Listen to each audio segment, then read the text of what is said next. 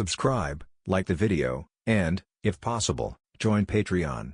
But if you don't have much money, you can support the channel by watching the novels on euroaudiobooks.com.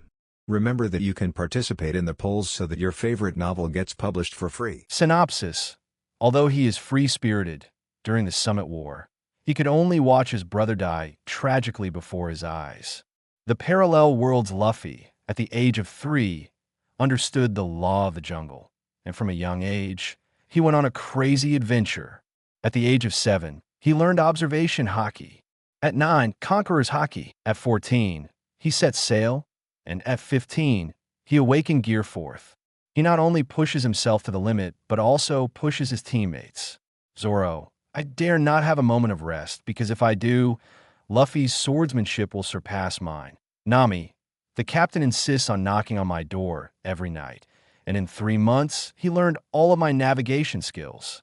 Buggy, what have I done to deserve the honor of assisting 2 generations of pirate kings? Summit War, Luffy steps on Akainu's head.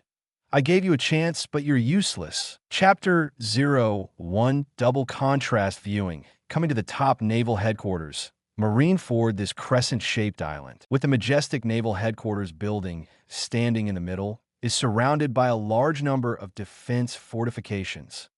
Cannons protrude from the defense fortifications, resembling countless fierce beasts showing their ferocious fangs on the outskirts of the island.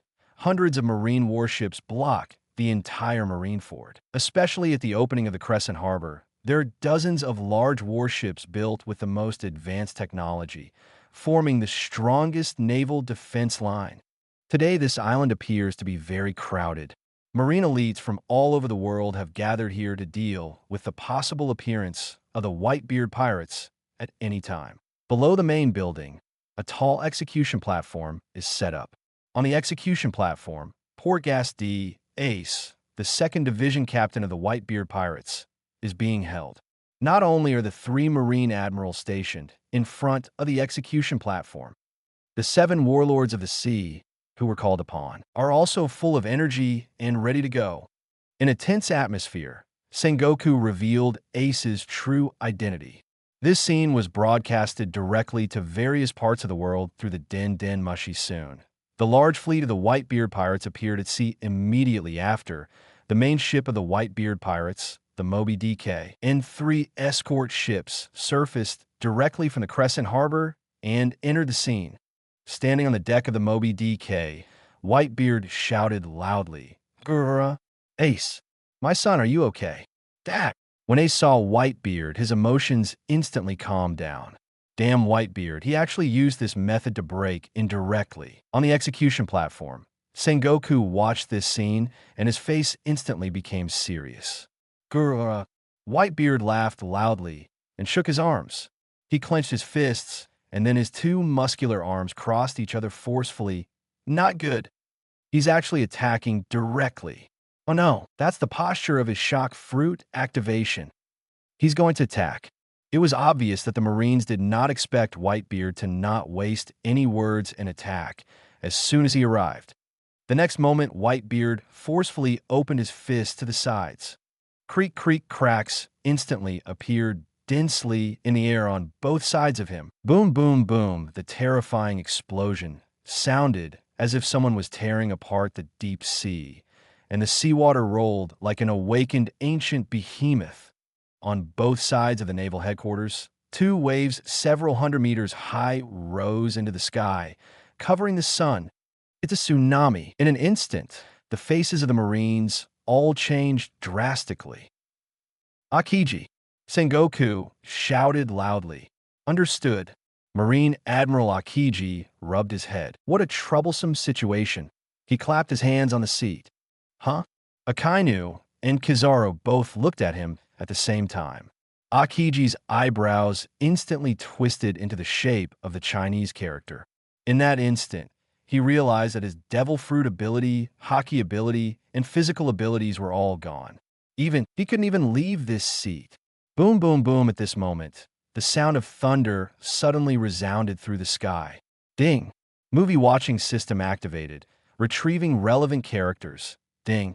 Movie watching chat room participants are being activated. In the sky, a huge screen suddenly appeared. This screen was divided into two parts, with a white border on the left and a red border on the right. It felt as if something heavy had fallen from the universe onto this planet, causing the entire planet to tremble. Whitebeard, is this your awakened ability? Can the shock fruit's awakening actually shake the world? Feeling the tremor from just now, Marine Admiral Sengoku's face turned pale with shock. That kind of tremor was definitely not something trivial. It was like the whole world had been struck hard by a giant hammer. If it's not the shock fruit, then what else could it be? Whitebeard's confusion in his heart right now is no less than Sengoku's in that instant just now. The power of his activated shock fruit actually disappeared instantly. Even the hundreds of meters high tsunami that had risen on both sides retreated at this moment. Sengoku, are you stupid? Can that thing in the sky be the effect of the shock fruit? Can my shock fruit create a giant screen spanning the sky? Are UFG overestimating me? Ding. Relevant personnel have been retrieved. Ding. All personnel can freely chat in the chat room and participate in the movie watching process with prize quizzes. Prizes will be awarded to the top 3 participants in each prize quiz. The prizes are diverse, including but not limited to devil fruits, physical abilities, swordsmanship abilities, hockey abilities, physical talents, physical attributes, magical items, resurrection items, etc. Please actively participate and strive to win prizes. Note, during the movie watching period, the world will be enveloped in an energy confinement field, and all abilities and actions cannot be activated. Everyone does not need to worry about anything. The world is beautiful at this moment. The voice of the sky resounded directly in everyone's minds. Everyone was stunned. What? The world is confined? And there are prizes? Even resurrection? Wait a minute. Why is there resurrection? GOLD Roger. Chat room? What's that? Hello, is anyone there? Chapter 02, did Luffy love booger picking so much when he was a child? Roger? Isn't this the guy who died over 20 years ago? When Roger's voice appeared in the minds of many powerful individuals, everyone was shocked. Rox D. Zebek, Roger. Damn it, UBD, I'm here. Hiss. Rox. Everyone was shocked once again. How come Rox has also appeared and their voices all directly appear in their minds? Combined with the announcement that resounded in everyone's minds just now, everyone realized that this matter was not simple. Shiki, Kihaha, I never expected that. Even after death, consciousness could be restored. Although the soul is drifting in a void, being able to speak with consciousness is really great. GOLD Roger. Huh? Golden Lion, you're also dead. Shiki, yep, probably just died a little over 20 years after you, Roxy. Zebek, damn it. You two don't take me seriously? GOLD Roger. What? Have I been dead for that long? But Shiki, what year is it now? Shiki, you idiot. Do you think I would know what happened after I died? Who knows what year it is? Sengoku, that be D, might have been buried for hundreds of years already. Rox D. Zebek, damn it. Golden Lion, I'm talking to you. I should have killed you first when I felt something between you and Roger back then. GOLD Roger. Oh, you're right. Speaking of which, Sengoku, that old BD has done so many despicable things. He probably won't live much longer. Shiki, that's for sure, Sengoku. Damn it. You two bastards, shut up. I'm still alive and well. Sengoku originally wanted to observe quietly after all. With his mentality as a strong individual, he naturally wouldn't rush to interrupt, but Shiki and Roger's way of speaking was too infuriating. Even though Sengoku's mentality was stable, he couldn't help but speak up. GOLD Roger. Give it up, Sengoku. Death is not something to be embarrassed about. If you can speak here, do you still have the face to say you're alive? Kazuki Odin. Exactly. Those who can speak here should all be dead. GOLD Roger. Odin, how come you're also dead? With your strength, plus your position as a Wano country general, even if the Marines wanted to deal with you, they would have to back down, right? Kazuki Odin. Oh, it's a long story.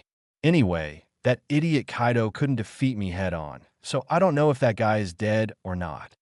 Kaido, a defeated underling is just a defeated underling. Don't talk about conspiracies and tricks. Also, let me tell you, I'm not only alive, but my main base is on Wano Country's Onigashima. Rox D, Zebek, Kaido. You little brat. Where were you when I lousy launched the Battle of God Valley? Why didn't you participate? Kazuki Odin. Damn it. Kaido, is what you're saying true? Edward Newgate. Odin, what he said is true. Rox D, Zebek. Damn it. Kaido, Golden Lion, you two have some guts. I'm talking to you lousy. Kazuki Odin, Whitebeard. Gold Roger. Whitebeard, are you dead? Or are you alive? Edward Newgate. Gururu, of course I'm still alive. Sengoku didn't lie to you, he's also alive. Gold Roger. What? This old BD can still survive like this? Whitebeard, find a chance to beat him up for me. Edward Newgate. Gururu. No problem with that. I'm at the naval headquarters right now. If it weren't for this damn viewing system suddenly appearing, we would have already started the war. Gold Roger. What? You went to attack the naval headquarters? Hey. What's going on? Shiki. Kihaha. Well done, Whitebeard. You still have the style of your old self. Edward Newgate. Gulalala. You're still a bit behind compared to me. You single-handedly stormed naval headquarters, but I brought over 20,000 people with me. Kazuki Odin. Wow. Whitebeard, are you planning to overthrow naval headquarters? You truly are amazing. Rox D. Zebek. Whitebeard, you little BD. You've grown so big. Sengoku. Overthrow naval headquarters? You're thinking too much. Today, next year, will be Whitebeard Pirates Memorial Day. Kazuki Odin. Bullshit. My big brother Whitebeard will definitely skin you alive. Sakazuki. You've been dead for so many years, you trash. Stop jumping around here. Kazuki Odin. Who do you think you are? Sakazuki. I am Marine Admiral, specializing in killing you pirates. Rox D. Zebek. Damn it. Is there anyone who will pay attention to me? Do you all treat me like a dead man? Gold Roger. Aren't you? Rox D. Zebek. Damn it. At this moment, the voice of the system suddenly echoed in everyone's mind again. Ding. Movie content loaded. Ding. About to play ding. Countdown begins. As the countdown sound rang out, the border of the huge screen spanning the sky kept flickering, attracting a lot of attention. Soon, the red screen temporarily dimmed, while the white screen became brighter. Movie begins. At the moment the countdown ended, a clear image appeared on the white screen. On a sunny hillside, several spacious wooden houses are situated together, enclosing this hillside into a simple estate. In front of the main house, several bandits are facing a burly old man in a black suit. Next to the old man is a 7-year-old child wearing a straw hat, lazily picking his nose. Borsellino. Huh, isn't that Mr. Garp? Gold Roger. Huh? Why are they showing Garp's image? Does he have such a good reputation? Kazan. Mr. Garp is a Marine hero, so he definitely has a good reputation. 2. This is Garp with his grandson. Nami, huh? That nose-picking cutie is actually Luffy. Ah, Vinsmoke Sanji. Did Luffy love picking his nose like that when he was a child? Monkey D. Luffy. What? It's really me. This is the day my grandpa took me to Dayton's house. Chapter 03 Roger. Wait, you said his name is Ace? Why are Garp and Luffy appearing on this giant screen that spans the sky? Seeing the content on this screen, many people are confused. Could it be that Garp made this thing?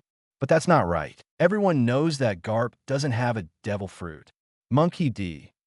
Garp. Why is the matter of me fostering Luffy being revealed? Strange, the image is so clear. If someone had taken a secret photo nearby, my observation haki wouldn't have failed to notice. Sengoku. Indeed, it's impossible for someone to secretly take a photo at such a close distance without you noticing. It seems this viewing system is not something that humans can achieve. Gold Roger. What? Are you still doubting the capabilities of this viewing system? Even I, who has been dead for over 20 years, can communicate with you all. Why are you still doubting this and that? Sengoku. Nonsense. Who can guarantee that you are real and not fake? Gold Roger. Oh? Then, how about I tell the story of how you, as a lieutenant colonel at the time, escaped using a set of women's clothing during the Battle of Rika. Sengoku. Shut up. Shiki, what? There's also this story? Roger. Quickly tell us this part. Charlotte Linlin. Haha, I'm also very interested. Borsellino. Tell us in detail, Sengoku. Tsuru. Sakazuki. Borsellino. Whoops, I accidentally fell asleep just now. I don't know what nonsense I was talking in my dream. Everyone, the voices in the chat room continue to echo in everyone's minds, but the screen continues to play without any pause. Soon, Garp explained some things and entrusted Luffy to the bandit Dayton, asking Dayton to train him into a qualified marine soldier. Kid, from now on, you'll be helping out and doing chores for me. After Garp left, Dayton forgot about Garp's instructions. Who is this kid? A boy with a sparrow-shaped birthmark on his face yawned and walked out of the house. He glanced at Luffy with an annoyed expression. He was sent by your grandpa, called Monkey D. Luffy.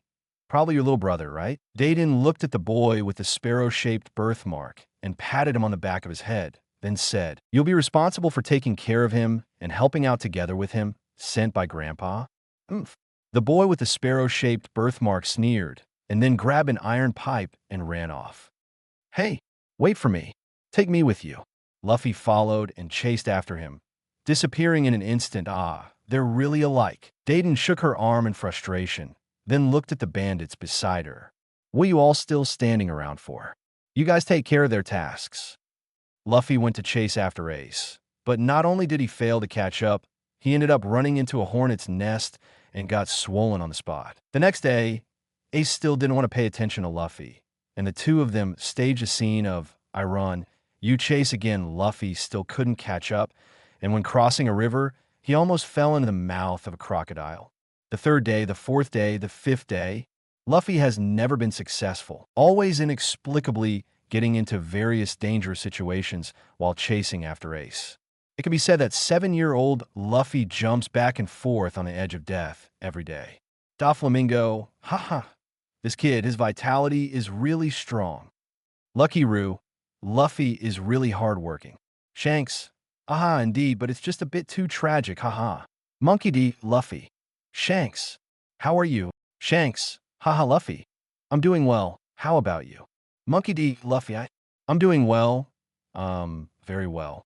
Luffy doesn't want to mention too much about his own predicament. They have already arrived at the naval headquarters, so what's the use of saying so much? GOLD, Roger, Shanks, finally, I hear you speak. Shanks, Captain, I was just enjoying your conversation with your old comrades, so I didn't interrupt. It's been a long time. I really miss you. When Shanks was on Roger's ship before, Roger took great care of him. Even before Roger turned himself in, he entrusted his straw hat to Shanks.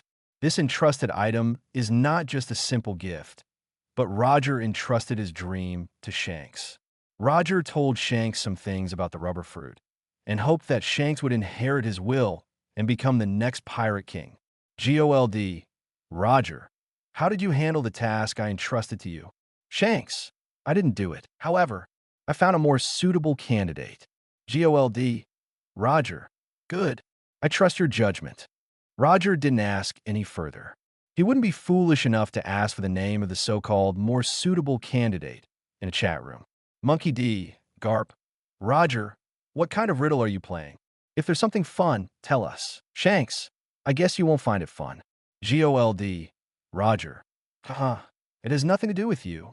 But Garp, these two kids in the video are your grandsons, right? Speaking of which, your eldest grandson is really mischievous. Almost killed your youngest grandson with a rock. He's just like you. Monkey D. Garp. Monkey D. Luffy, damn it. Even if you're the Pirate King Roger, I won't allow you to speak ill of Ace. GOLD. Roger, haha. You're really attached to your brother. It seems like your brother's name is, Wait a minute. What did you say? Your brother's name is Ace. Suddenly, Roger heard the name Ace and instantly realized something. And, from the words of the female mountain bandit just now, it could be heard that the young man with the sparrow mark on his face was also brought by Garp. And when Roger's own child was not yet born, he entrusted the child to Garp. Although Roger had never seen what his child looked like, He named him Ace. Upon hearing the name Ace and connecting it with other factors, Roger's emotions couldn't remain calm. Monkey D. Luffy, of course. He is Pork Ass D. Ace, my brother. By the way, I am a man who will become the future Pirate King. Chapter 04 Rocks. Roger, you also want to be Garp's son? Pork Gas D. Ace. When these words were spoken, GOLD, Roger's heart skipped a beat. If it were just the name Ace, it might have been a coincidence of the same name.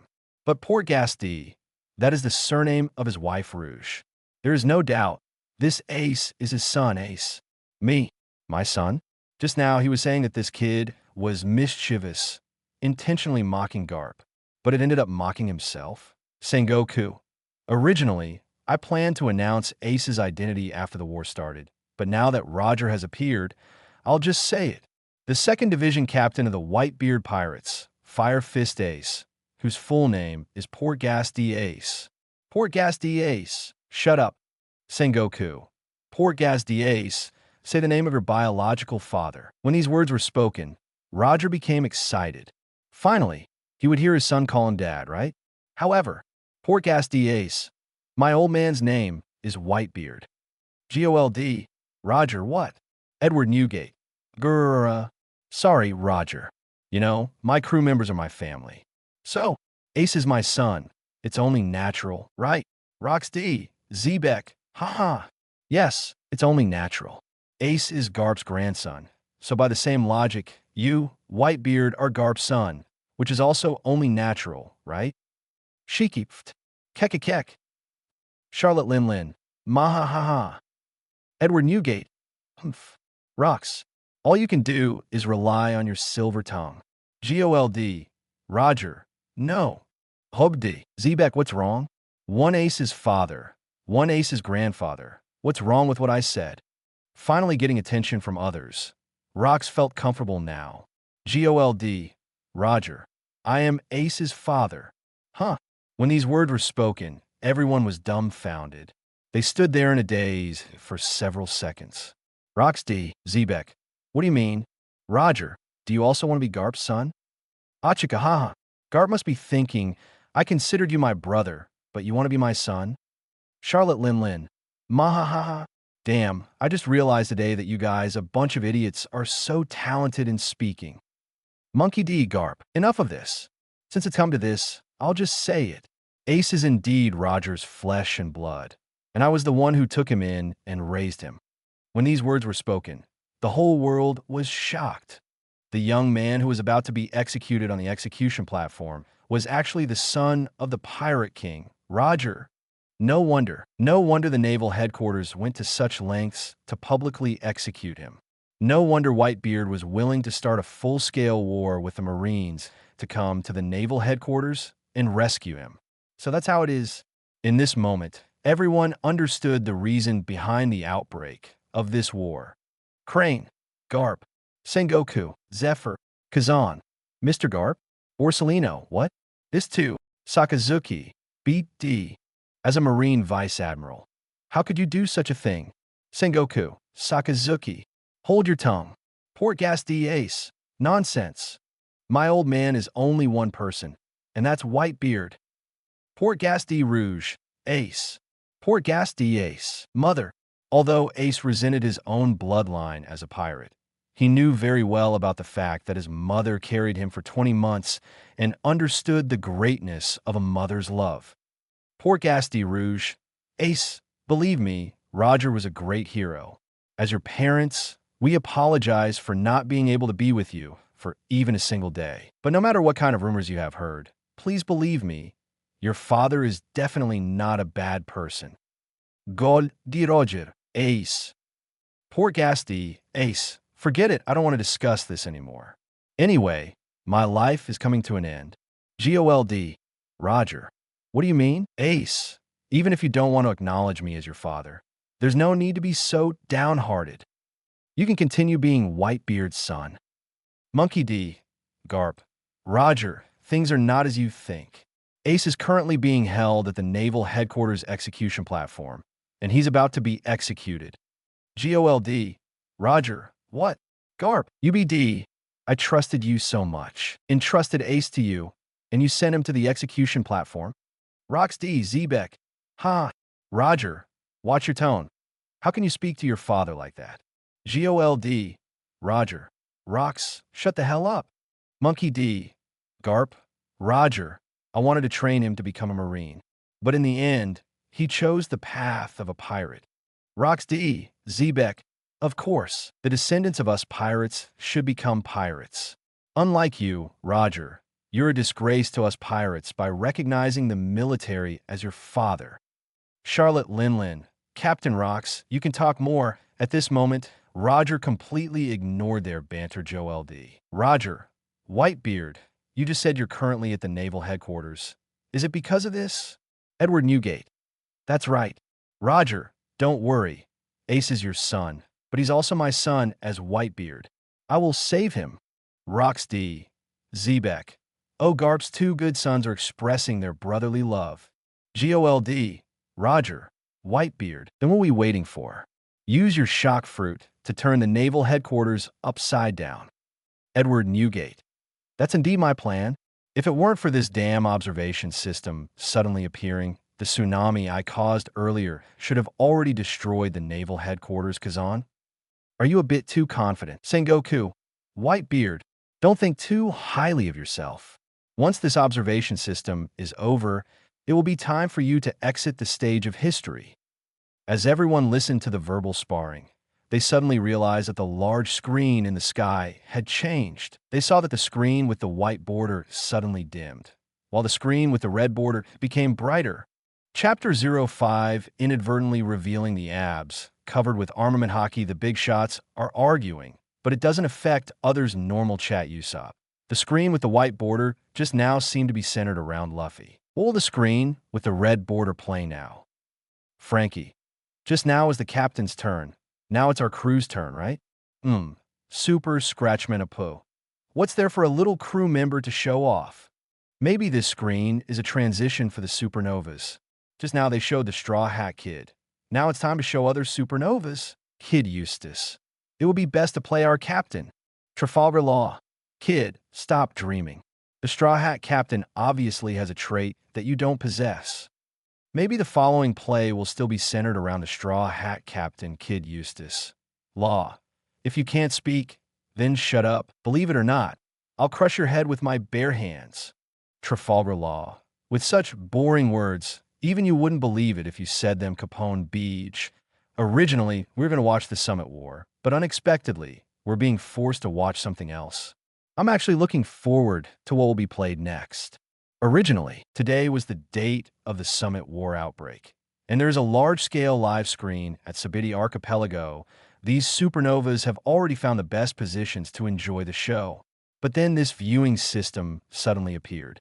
As the screen with the red border completely lit up, the image appeared. On a sunny hillside, several spacious wooden houses are situated together, forming a simple estate. In front of the main house, several bandits are facing a burly man in a black suit. Beside the man, there is a 7-year-old child wearing a straw hat, lazily picking his nose. The scene is exactly the same as before Marco. Wasn't this scene played just now? Or did I lose my memory? Jozu. It's probably not that you lost your memory, because I remember it being played too. Izo, why is the scene exactly the same as before? Hawkins. Don't worry, let's keep watching. We'll definitely find a reason.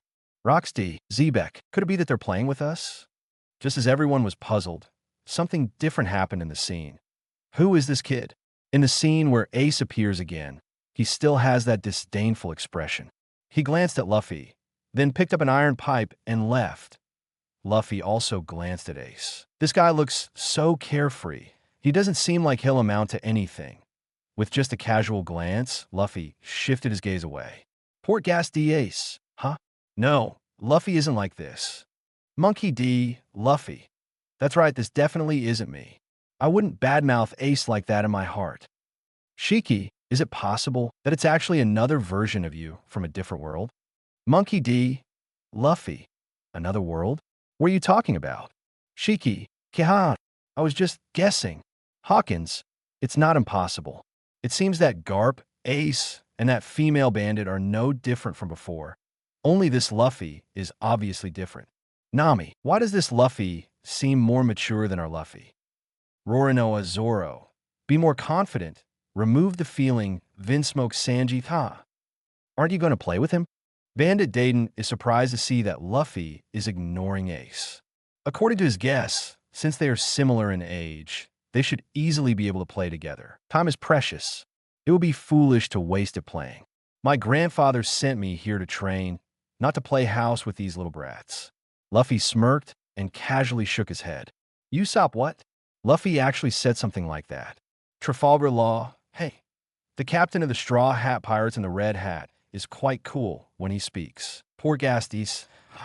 Even though I know he's not the Luffy from here, listening to his tone, I really feel like punching him. Monkey D, Luffy. Don't worry, Ace. I won't be as stupid as him. Monkey D, Garp. UBD. What nonsense are you spouting? Clearly, the actions of the Red Hat Luffy are correct. If you worked as hard as him, you would at least be a Marine Vice Admiral by now. Monkey D. Luffy. Grandpa, anyone can talk. I don't believe he can actually achieve anything through training. Hey, who let this little guy speak like an adult? Since your grandfather sent you here, starting from today, you'll be doing odd jobs for me. Don't expect to eat and drink for free. Dayton clench her fists. In fact, she was just saying that. If Luffy slacked off, she wouldn't blame him. Don't be ridiculous. Didn't I say it already? Time is precious. I need to train. I'll come back during lunch. Oh, make a lot of food because I can eat a lot. Luffy waved his hand and walked towards the nearby mountains. This is so infuriating. I have to teach you a lesson today. Dayton also has a temper. This kid acts like he's the boss here. It won't do if I don't give him a beating. She immediately commanded 2 strong bandits next to her to teach Luffy a lesson. Of course, these 2 are Dayton's trusted subordinates, and they know the severity of the situation. They just need to give him a slight punishment. The 2 strong bandits rolled up their sleeves and approached Luffy with a fierce look. When people saw the 2 bandits on the screen about to teach Luffy a lesson, many of them took pleasure in his misfortune. Let's see how you act now. You're going to get beaten up this time. Ding. Entering the prize question segment. Question. What will Luffy do next? A. Refuse to give in and get beaten up. B. Invoke the name of his grandfather Garp, making the 2 bandits feel fear and retreat. C. Fight against the 2 bandits and earn their respect. D.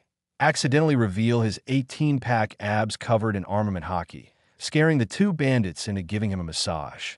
E. Kneel down and beg for forgiveness, admitting his mistake and asking the 2 seniors to spare him. Chapter 06 Rubber Fruit Early Awakening Sengoku. Answering the question, can we really get the rewards that were mentioned before? Rox D. Zebek. Why do you care so much? Just pick one and be done with it. I choose C. I think this kid is someone who never backs down. GOLD. Roger.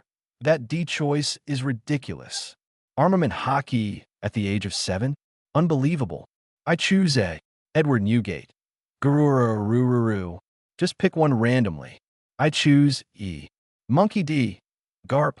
Whitebeard, are you dreaming? This red-framed Luffy doesn't look like a coward at all. I choose D. Edward Newgate. 18-pack abs? Armament Haki? Garp, are you the one dreaming? Monkey D. Luffy. I'll go with my grandpa's choice. I also choose D. Tsuru. I choose B. Gion.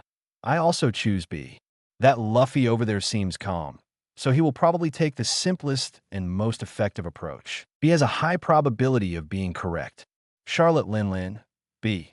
If I remember correctly, the first 3 correct answers will receive rewards. Tsuru Vice Admiral, Momosaji Vice Admiral, and me, all 3 are B.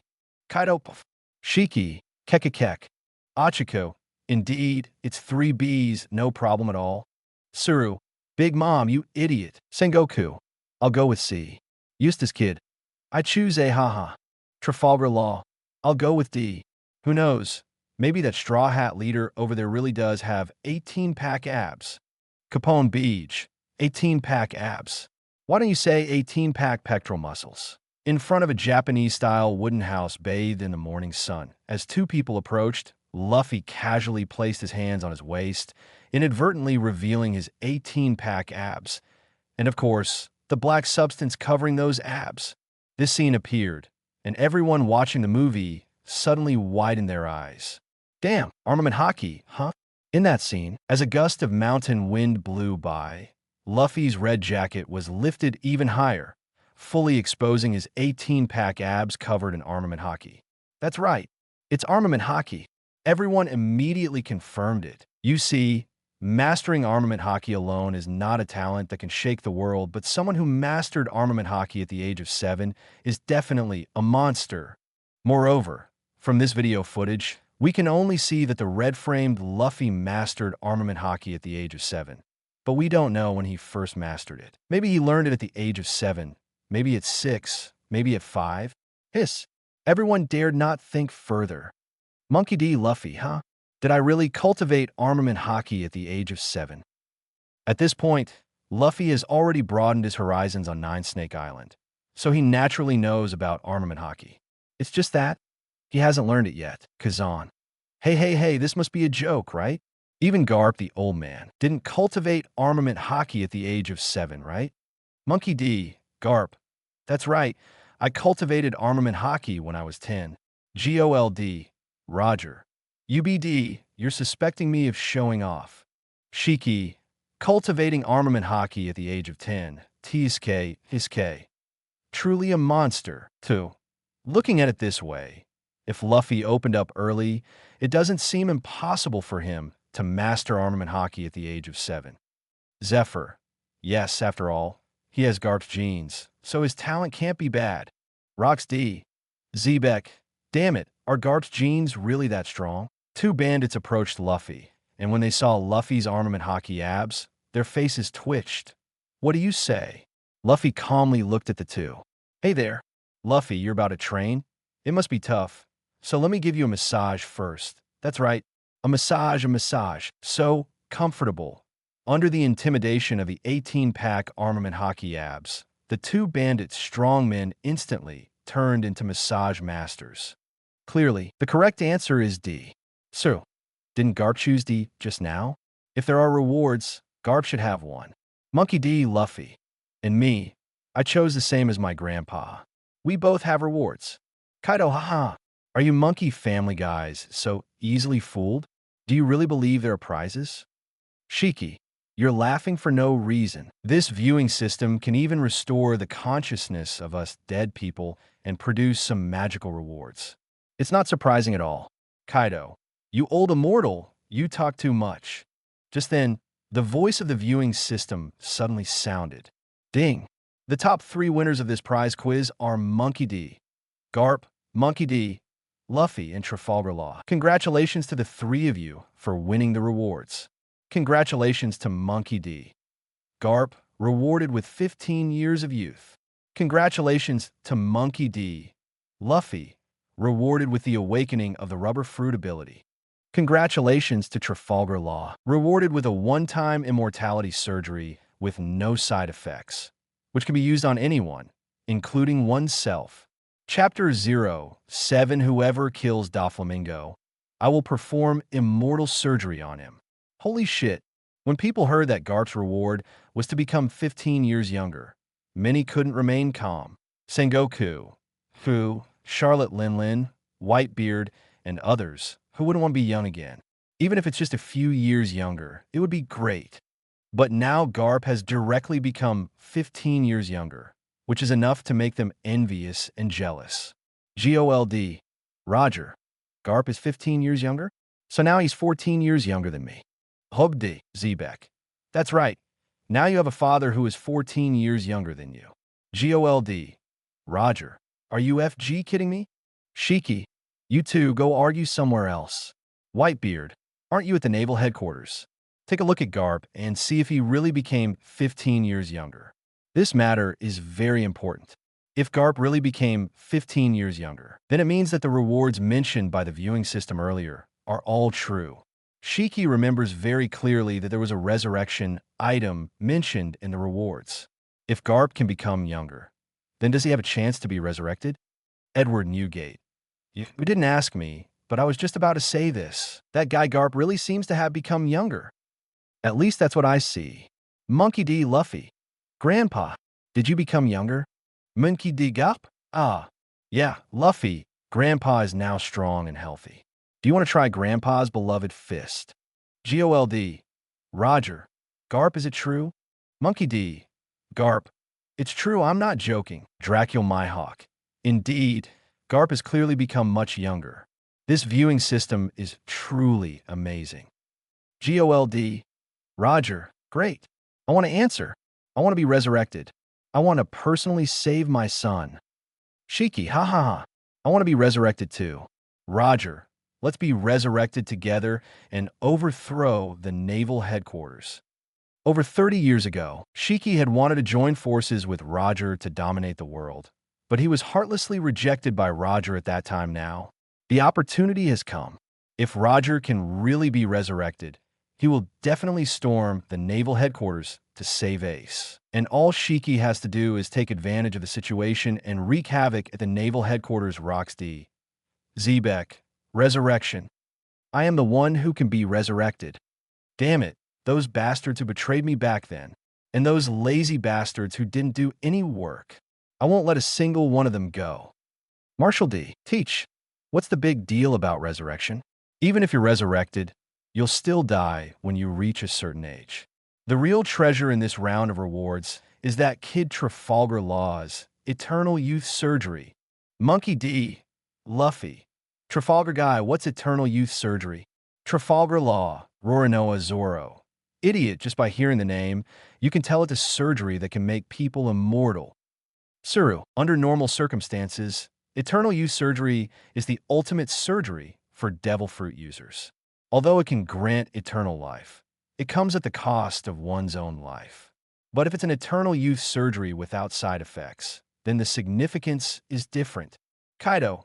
Surgery Kid. Sell this opportunity to me. Name your price. Charlotte Linlin. You fool. Is this about money? It's like as if anyone can't come up with billions of berries. Law. Perform the Eternal Youth Surgery on me, and I'll be your mother-in-law. From now on this sea, I guarantee no one will dare to bully you. Vista. With our old man around, it's not your turn to be the captain of the Big Mom Pirates, right? Trafalgar Law. Become our old man's son. It's much better than being Big Mom's son-in-law. Jozu. That's right. If our old man can be immortal, our Whitebeard pirates will be invincible. Sengoku. Razananti, are you there? Try to persuade Trafalgar Law. Don't let the opportunity of Eternal Youth Surgery fall into the hands of the wicked pirates. Don Quixote. Razananti. I'll give it a try. Law. If you already have your own ideas, then follow your own thoughts. If you don't have any special candidates, then you can use this opportunity of Eternal Youth Surgery on Sengoku. To me, he is like a father. GOLD. Roger. Oh? Sengoku actually has a secret child? Monkey D. Garp. Sengoku. Who is the mother of your child? Who? You fool. Garp. Can't you understand the meaning of like a father? Trafalgar Law. Razananti. Don Quixote. Razananti. Ro. Trafalgar Law. I promise you, if there is no other suitable candidate, I will use this opportunity of eternal life surgery on Sengoku. Razananti is the most important person in Law's life. Since Razananti has spoken, Law will definitely not refuse. Shiki, what? Sengoku is going to obtain eternal life. Achiko. That's Sengoku. He's actually using interpersonal relationships to morally blackmail.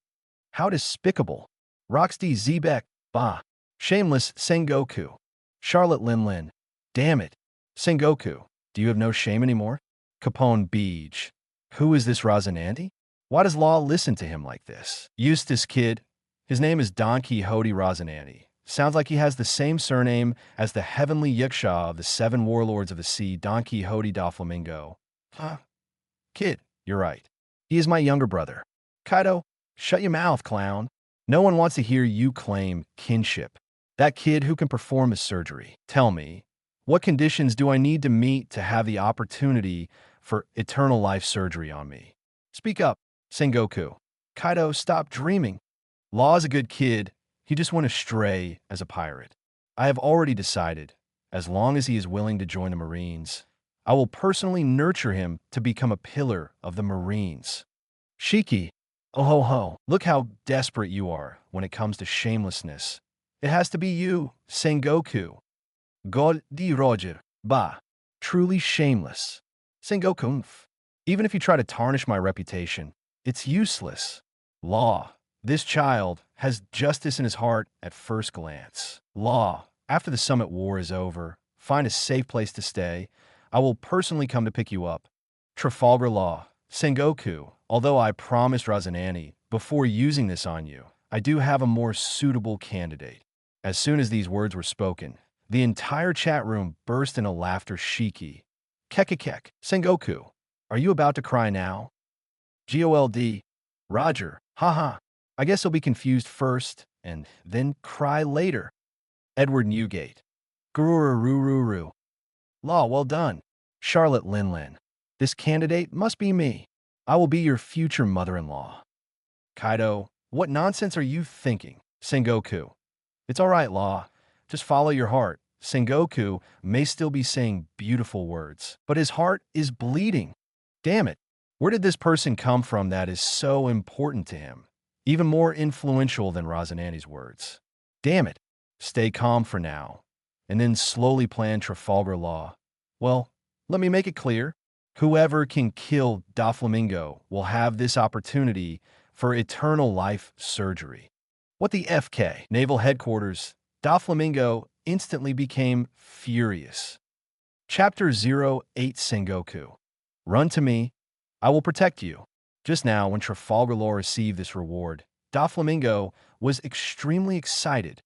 You see, Trafalgar Law's op fruit was the clue he obtained back then. Originally, he planned to let his own younger brother, Don Quixote Razanani, eat the op fruit, but it ended up being eaten by Trafalgar Law due to a twist of fate. Afterwards, Doflamingo did everything he could to make Trafalgar Law return to the Don Quixote family. His intentions were quite obvious. He wanted to obtain eternal life. But because he personally killed Razanani, Trafalgar Law not only couldn't return to the Don Quixote family, but also swore to kill Doflamingo in this lifetime to avenge Razanani. So, after Doflamingo realized this, his excitement quickly turned into unease as he looked at the conversation in the chat room. He already had a foreboding feeling in his heart. He knew very well how much Trafalgar Law hated him. In short, as long as he could kill him, Trafalgar Law would be willing to do anything. When Doflamingo realized that Trafalgar Law held an ace in his hand, his unease soared again, turning into panic.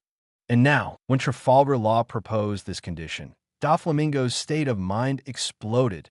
It really exploded. Doflamingo was absolutely furious. This damn movie system really knows how to pick its timing. It came at the start of the Summit War, neither too early nor too late. There are at least double-digit numbers of powerful individuals present who can kill him. Although he belongs to the Marine camp in this war, Doflamingo is not foolish enough to believe that the Marines will help him. It's eternal life we're talking about. No matter who it is, no one can resist this temptation. By killing Doflamingo, they can obtain the opportunity for the eternal life surgery. If given the chance, absolutely no one would refuse. He looked at his current position, and his face turned even darker. On the left and right sides, adjacent to him, are Gecko Moria and Dracul Mihawk, respectively. And on the other sides are Bartholomew Kuma and Empress Hancock, not to mention anything else. Just these four people are enough to bring him to his death. On the high platform behind him, the three Marine admirals are seated. Doflamingo estimated that once the restrictions on this movie system are lifted, it's likely that magma, freezing, and laser beams will come roaring towards him. In addition to this, on the front battlefield, the Whitebeard pirates are watching closely. It's a sure death situation. Rox D. Zebek. Just killing a person? That's too simple. Kid, wait until I revive. I'll help you kill him. GOLD. Roger. Idiot, what are you thinking? Do you think you're worthy of such a good opportunity? Sakazuki. Doflamingo is currently at the naval headquarters. This matter doesn't concern you pirates. Don Quixote, Doflamingo. Hey. Akainu Admiral, what do you mean by this? The Marines invited me to deal with pirates, and now you want to betray me? Sengoku, Fleet Admiral, aren't you going to do something about it? Sengoku, Sakazuki, shut up. The Marines would never do such a treacherous thing. Doflamingo, listen carefully.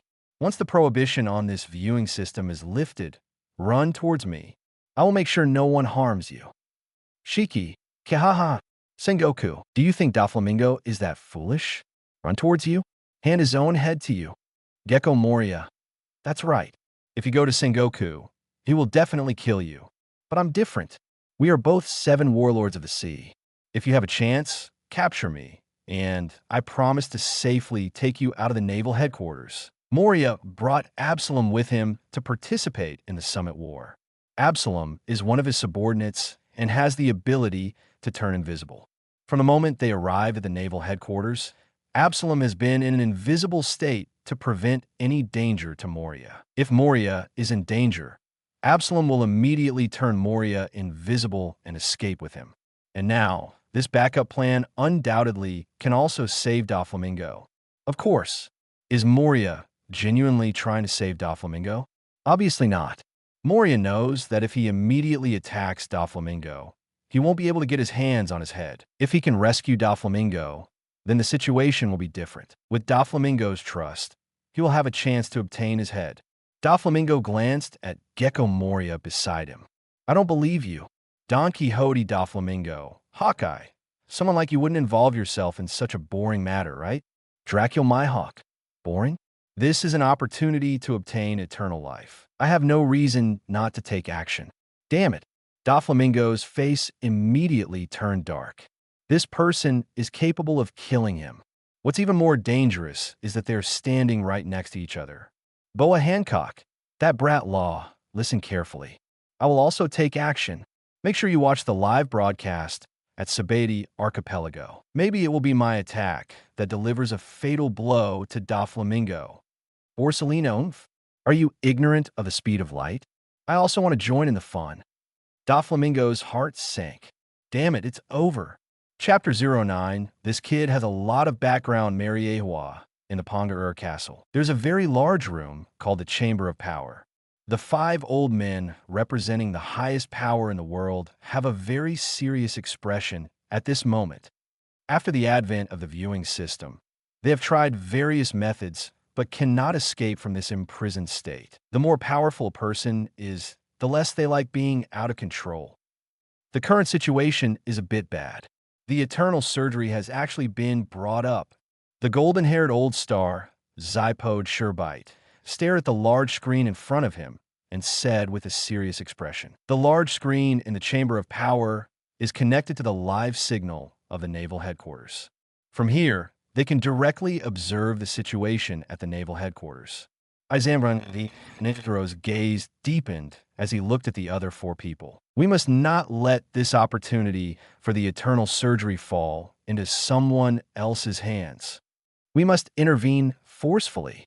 Forceful intervention? How do we intervene? The straight-haired old star, Makasi Mazin, moved his chin and shook his head. No one can resist the temptation in this matter. Haven't you noticed? Even the Marines want to get their hands on this opportunity. What should we do then? This is an opportunity for eternal life. Are we just going to watch it fall into someone else's hands?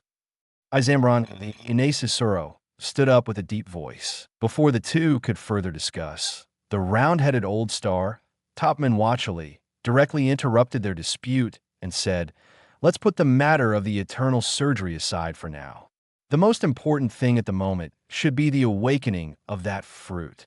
As soon as these words were spoken, the other dead people's expressions changed. Indeed, none of them expected that the devil fruit, which had not awakened for 800 years, would awaken again. Moreover, the way it awakened was beyond all their expectations just because that kid casually answered a question. The Zoan mythical beast type, Nika form devil fruit, awakened. Damn it, isn't this too casual? Zypode Sherbite pondered for a moment. Sama must have seen this situation as well. When the prohibition of this viewing system is lifted, I'm Sama should give us instructions. We can only do that. The other 5 elders also had serious expressions. At this time, the red frame screen in the sky gradually dimmed in its place. A white frame screen lit up. Time passes day by day. Luffy follows Ace, braving all kinds of hardships and adventures every day. Although he often gets beaten up, he lives happily. In the town of Windmill Village, the Red Hair Pirates have been stationed here for over a year. Luffy often comes to the town to help Dayton buy things, and through this, he has become acquainted with the Red Hair Pirates. Charlotte Linlin, this kid as Garp's grandson and Dragon's son, is also so familiar with Shanks. It's interesting, Edward Newgate.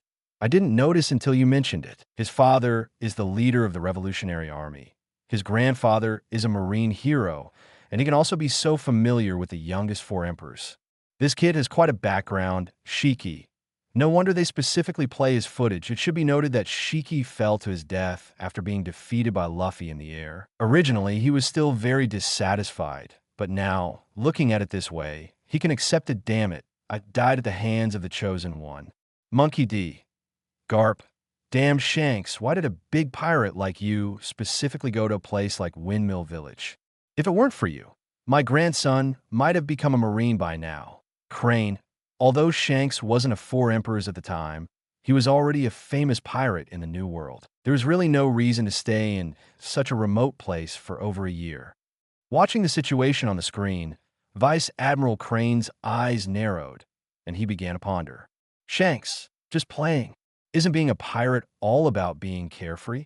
If you're comfortable somewhere, why not stay a little longer? Is there a problem with that? Why did you go to Windmill Village back then? Rather than saying it was Shanks' own decision, it's more accurate to say that it was guided by the rubber fruit in some mysterious way. That feeling is hard to explain at that time. On his way to East Blue, many things seemed normal at the time, but now, looking back, they seem strange. For example, the wooden box containing the devil fruit was swept into the sea by a storm, and they chased after it for hundreds of miles. Or getting lost inexplicably, and then discovering that it was not the destination they originally intended to reach. In a series of coincidences, they ended up in Windmill Village. And then, inexplicably, they stayed there for a year. And, as a result, the rubber fruit was inexplicably eaten by Luffy. If you think about it carefully, Shanks always felt that this was not a coincidence, but that the rubber fruit actively chose Luffy. Chapter 10 Garp. I give birth to a grandson, and change it to the grandson over there. On this day, in the Windmill Village bar, Luffy was mooching food and drinks from the Red Hair Pirates. He noticed a wooden box next to Lucky Roo and curiously opened it, only to find a fruit inside covered in mysterious patterns. This looks pretty tasty. Luffy didn't think much and grabbed it to eat. Dracule Mihawk. That should be a devil fruit, right? He's eating it so happily. Gecko Moria. To eat a devil fruit so boldly, this kid has some guts. Trafalgar Law. Indeed, as the captain of the Straw Hat Pirates, it's the first time I've seen someone eat a devil fruit without even furrowing their brows. Capone Beach. Speaking of which, when I ate the castle fruit, it felt like I was eating shit. Scratchmanapu. Babababa. I totally agree. Roranoa Zoro. So this is how Luffy got his devil fruit. Nico Robin. It's indeed quite absurd. Mary Ahua between powers. Red hair. Isan Baylor v. Nasisoro's eyebrows instantly twisted into a character for River, angrily shouting. Marcus Mazu narrowed his eyes, his expression serious. Damn it. Did Red Hair snatch that devil fruit on the spot? Was it a coincidence that this kid ate it? Or was it intentional? Whether it's a coincidence or intentional, I'm Sama will definitely not allow him to continue growing with his devil fruit ability. Jago Lucius, Satan reminded. At this moment, the big screen did not continue playing the aftermath in the bar, but switched to Luffy's daily training. Seeing this scene, in the sea area near the naval headquarters, Shanks let out a sigh of relief. It's a good thing they didn't show the scene of him getting hit by the Pirate King with a bottle of alcohol. Otherwise, it would be embarrassing. And if they showed the incident of the Sea King biting off his arm, that Hawkeye guy would probably mock him to death. Not bad. This viewing system is giving me face," Shanks secretly said. In the days that followed, the red hair pirates left Windmill Village. Luffy also set his goal to set sail and become the Pirate King. Day after day, Luffy continued to train himself and often challenged Ace, but he always ended up losing badly. 7 years later, Ace set sail. 10 years later, Luffy set sail. At this point, the big screen with the white border gradually dimmed. Basil Hawkins. Looking at it this way, Straw Hat Luffy's strength wasn't that strong when he set sail. In just a few months, he actually grew to become a supernova on par with US.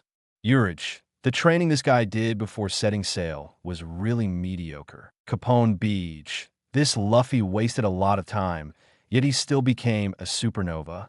And the Luffy next door already mastered armament haki at the age of 7. How terrifying will his future strength be? Trafalgar Law. No need to worry. According to the playback pattern of these two screens, it should be time for the growth video of the Red Straw Hat Captain. GOLD. Roger. Why isn't it playing yet? I'm really looking forward to the performance of that Luffy kid over there. Shanks. Ahaha. Captain, our Luffy over here is pretty impressive too. At this moment, the big screen with the red border gradually brightened.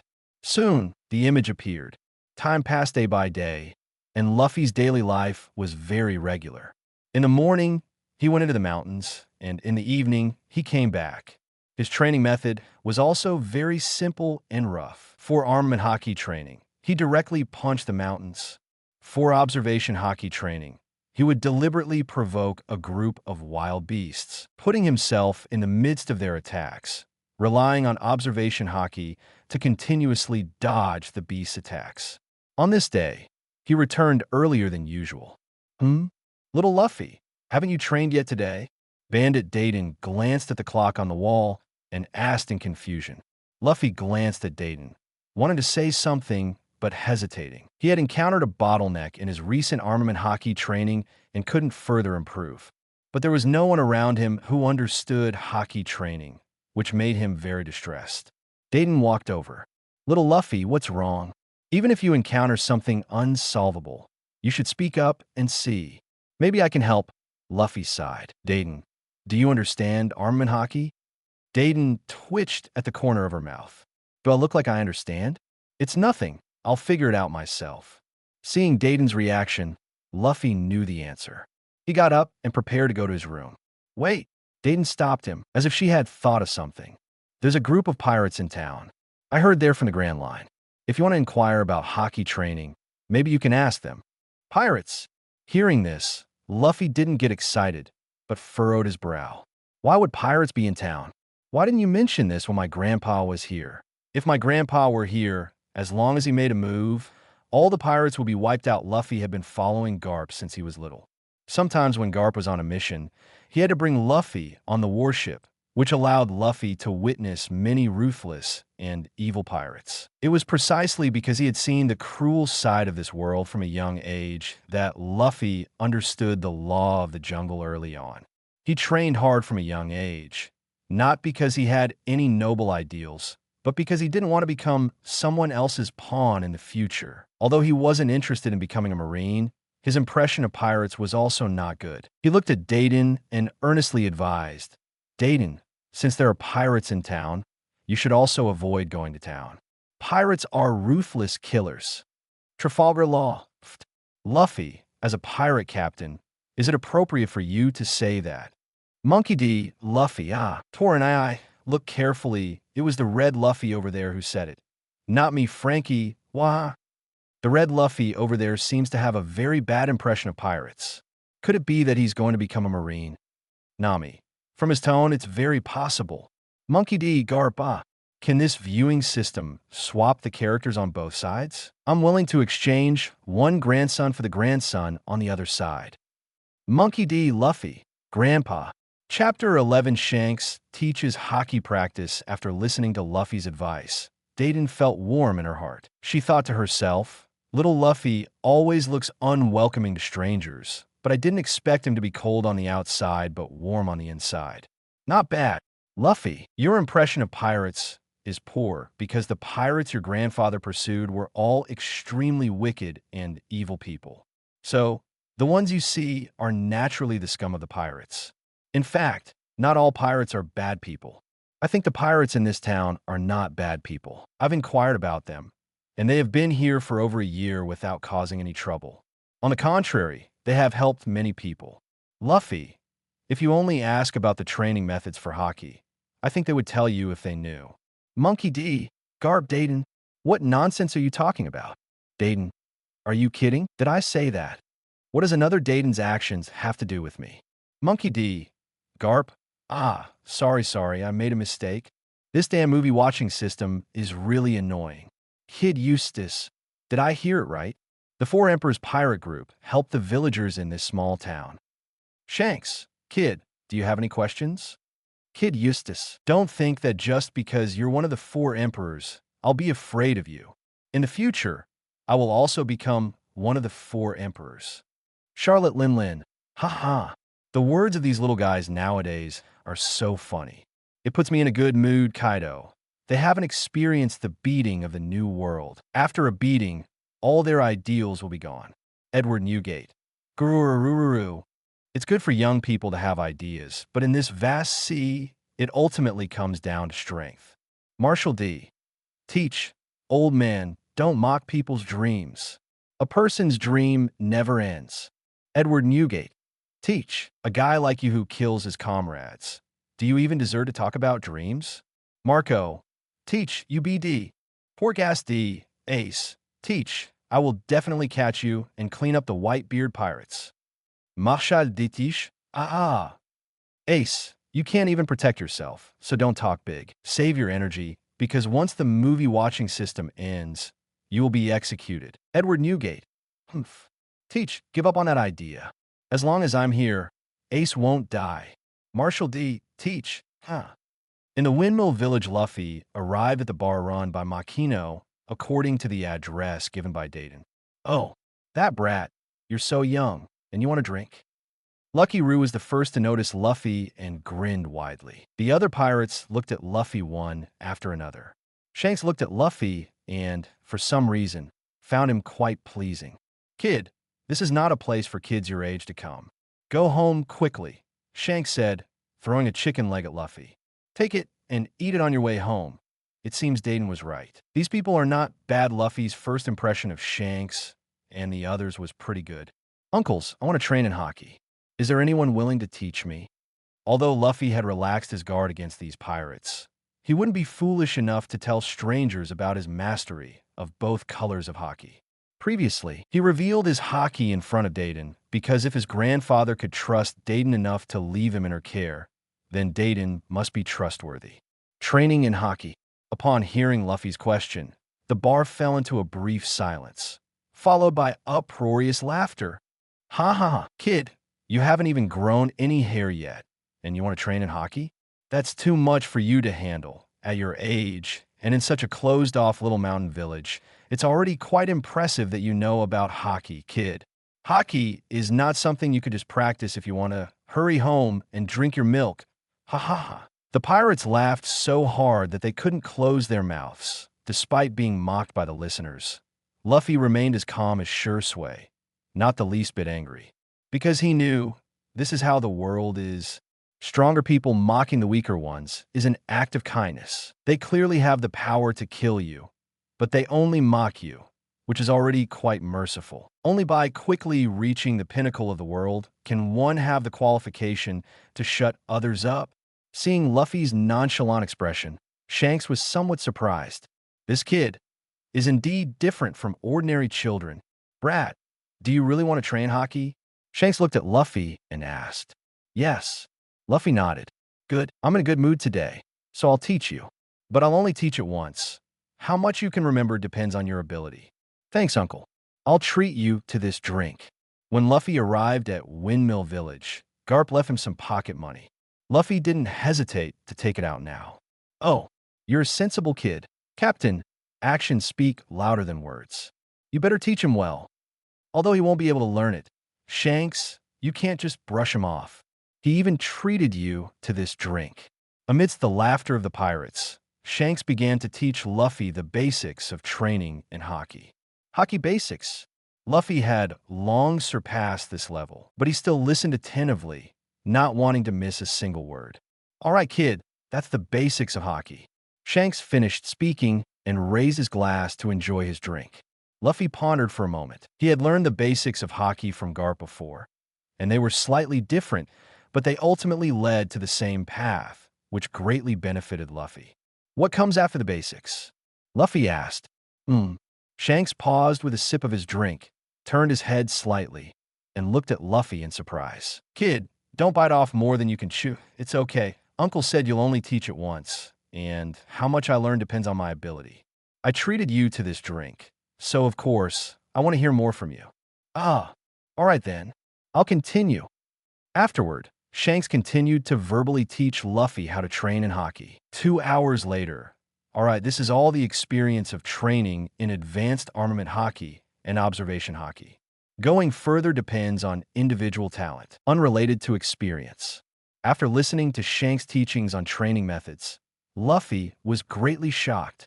The bottlenecks he encountered were also included. Luffy was certain that Shanks was indeed earnestly teaching him the methods of training in Haki. Thank you, Uncle, for your guidance. Luffy picked up a bottle of alcohol and was about to toast Shanks. However, Shanks snatched the bottle away and replaced it with a bottle of beverage, clinking his glass with Luffy's drink. Then he downed it in one gulp. Luffy looked at the beverage in his hand and was momentarily stunned. Uncle is a good person. He raised the beverage and also downed it generously. Chapter 12 question. How did Red Luffy eat rubber fruit? Monkey D. Garp. You idiot Luffy. Look at what red-haired Shanks taught him. What did you learn from Shanks? Monkey D. Luffy. Grandpa. I didn't even know about Haki back then. Shanks. Blame me, blame me. Why didn't I think to tell Luffy about the ways to train Haki? Since Luffy set sail until now, Shanks has actually been keeping an eye on Luffy's news.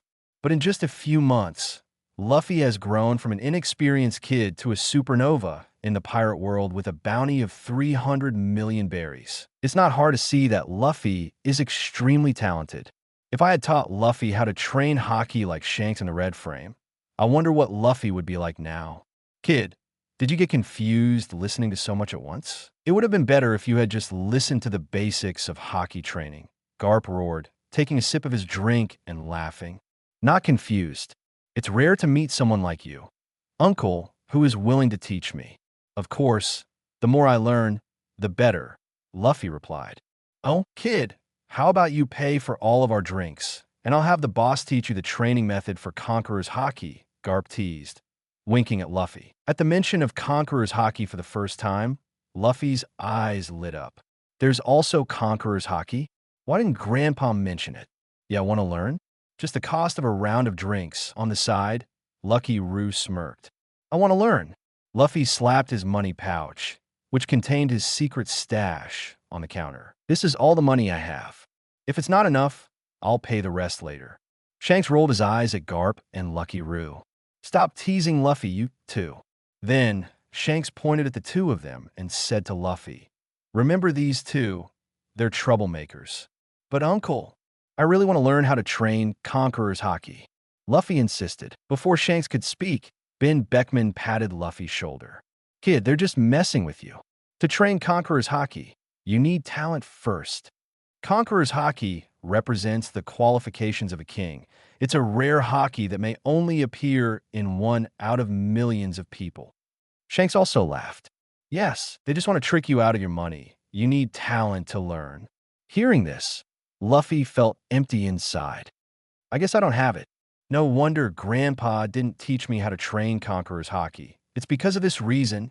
Kid, take your money back and use it to buy yourself something to eat. Shanks pushed Luffy's money pouch back.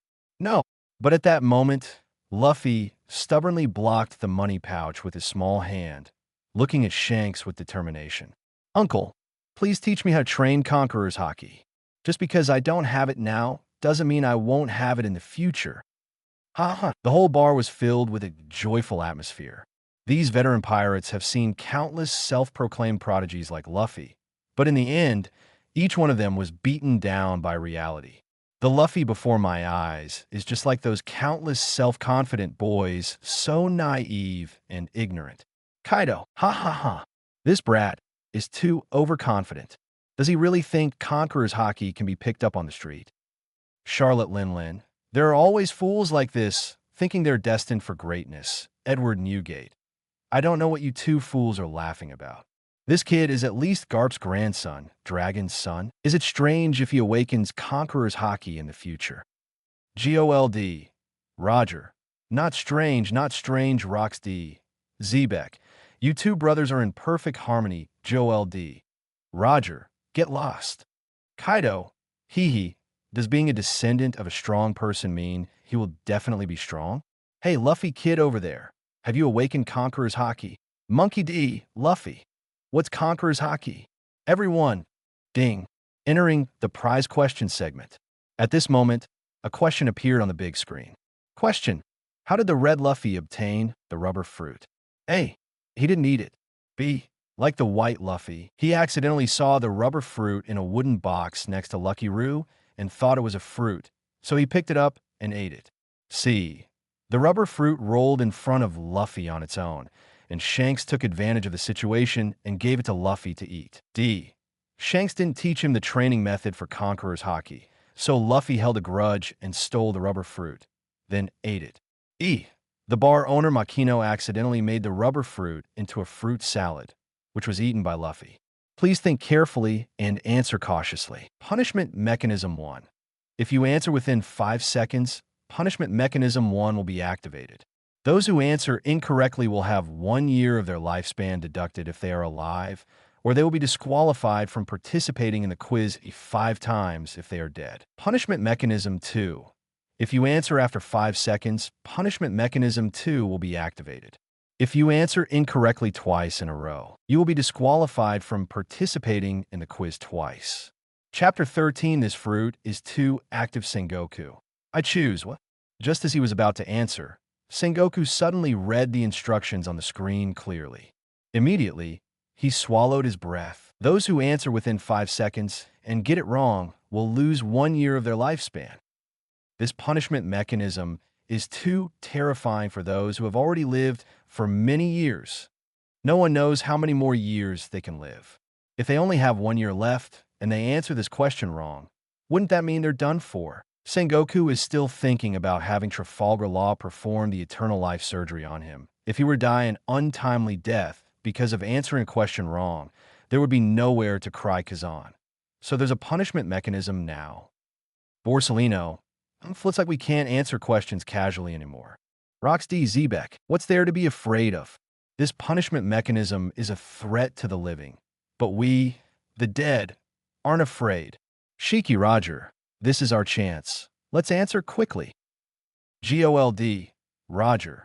You idiot, I've read the question. Shiki, haha. You old coot, you're so cunning. Trying to fool me and Roger, but we won't fall for it. Although the deceased won't lose their lifespan, if they answer incorrectly within 5 seconds, they will lose 5 chances to answer questions. In a situation where the existence of the reward has already been confirmed, not being able to participate in 5 consecutive rounds of answering questions is even more unbearable than death, isn't it? Monkey D. Luffy. Answering wrong only deducts 1 year of lifespan? That's so cheap. Monkey D. Garp. Sengoku. Su. Roronoa Zoro. Luffy. Be more normal, Nami. Sorry everyone, our captain accidentally got released. I'll take him away now. Amidst everyone's chatter, the 5-second punishment protection period quickly passed in this wave. Everyone was obviously cautious. No one chose to answer within 5 seconds. Rox D. Zebek, hey. This kid is different from the idiot Luffy. He's clearly a potential non-devil fruit user. Sengoku, hey. Based on the current situation, Luffy doesn't even have a chance to come into contact with a rubber fruit. Edward Newgate, E. First, eliminate C and D. Those 2 options are too ridiculous. In my opinion, B and E have the highest possibility, so let's choose E. Eustace Kid, B. Option B is the style of Straw Hat Kid. Trafalgar Law, E. The more outrageous the situation, the more it suits the Straw Hat Captain. Shiki, A. It must be it. Charlotte Linlin. A. Charlotte Linlin. UBD Shiki. You stole my top 3. Shiki. Ha ha ha. Linlin, you're too slow. Sakadzuki. E. Don Quixote Doflamingo looks like the correct answer has been taken. Forget it. No need to waste the chance for error tolerance. Soon, some people in the chat room made their choices, while others chose not to answer. After all, if they answer incorrectly twice in a row, they will be forcibly interrupted from participating in answering questions twice. That's not pleasant at all, since they feel that the correct answer is already gone.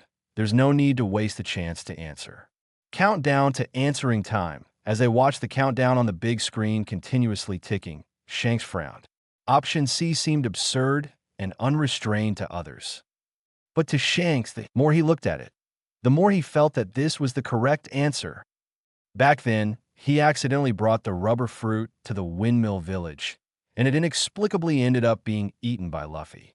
He felt that it was the rubber fruit choosing Luffy. Now, on the other side, the red Luffy has not experienced what the white Luffy has, but if Luffy is truly the chosen one by fate, then the rubber fruit will definitely choose him.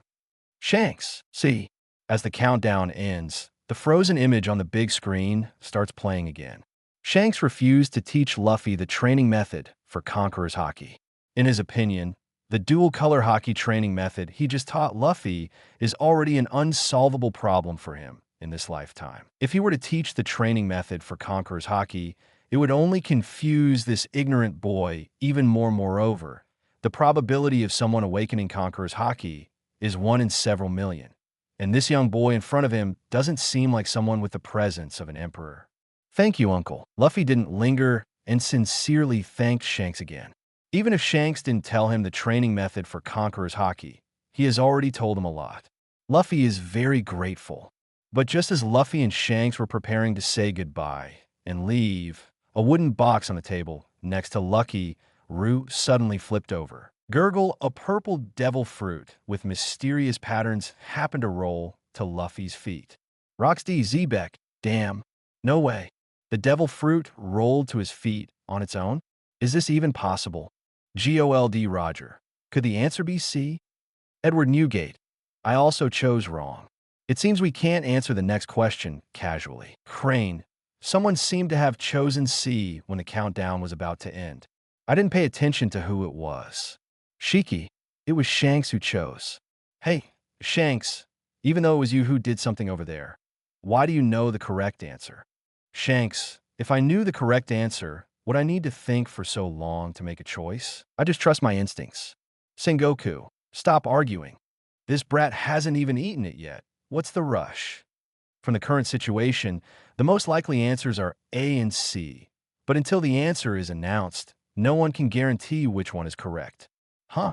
Looking at the rubber fruit that stayed at Luffy's feet, all the Red Hair Pirates executives were stunned. Everyone looked at Lucky Roo in unison, because he was the one who was keeping the devil fruit. Sorry, someone must have accidentally knocked over the box. Lucky Roo walked up to Luffy with an embarrassed expression, bent down, and picked up the devil fruit. Roxy Zebek, good. Well picked. Shiki, ha ha ha. Captain, our chance for resurrection has come. Roxy Zebek, get lost. I'll be the first one to kill you when I'm resurrected. Shiki, ha ha ha. You can try to imitate me again, Crane. Sengoku, I'm gonna get a reward. Sengoku, but Rox and Shiki will also get a reward. I hope they don't get resurrected. Roxy Zebek, shut up with your jinx. Shiki, shut up with your DK. Shanks looked at the devil fruit that Lucky Roo picked up, lost in thought. Goodbye, Uncle. Luffy said goodbye again, and then walked toward the door. On the other side, Lucky Roo put the rubber fruit back into the wooden box. But not knowing if he had drunk too much, he raised his hand, and the rubber fruit hit the corner of the table. Bang, bang, bang, bang, bang. A series of rolling. Luffy looked at the purple fruit at his feet, looking confused. The people watching the movie were also equally confused. This fruit is too proactive. Chapter 14, Mr. Luffy entered the body of a concubine Boroserino. Hey. What does that devil fruit mean? Are you sure about him? Shiki, with so many people in the room, What makes him different from others? Trafalgar Law. The situation where the Straw Hat Captain obtained the rubber fruit is even more outrageous than our Straw Hat Captain over here. Sakura Kamanapu. Can devil fruits really have subjective thinking abilities? Capone Beach. I don't think so. Sengoku. Damn it. Although the situations with the rubber fruits on both sides are different, they both ended up in Luffy's hands. Is there really some kind of destiny at play? Monkey D. Garp. Sengoku. What are you talking about?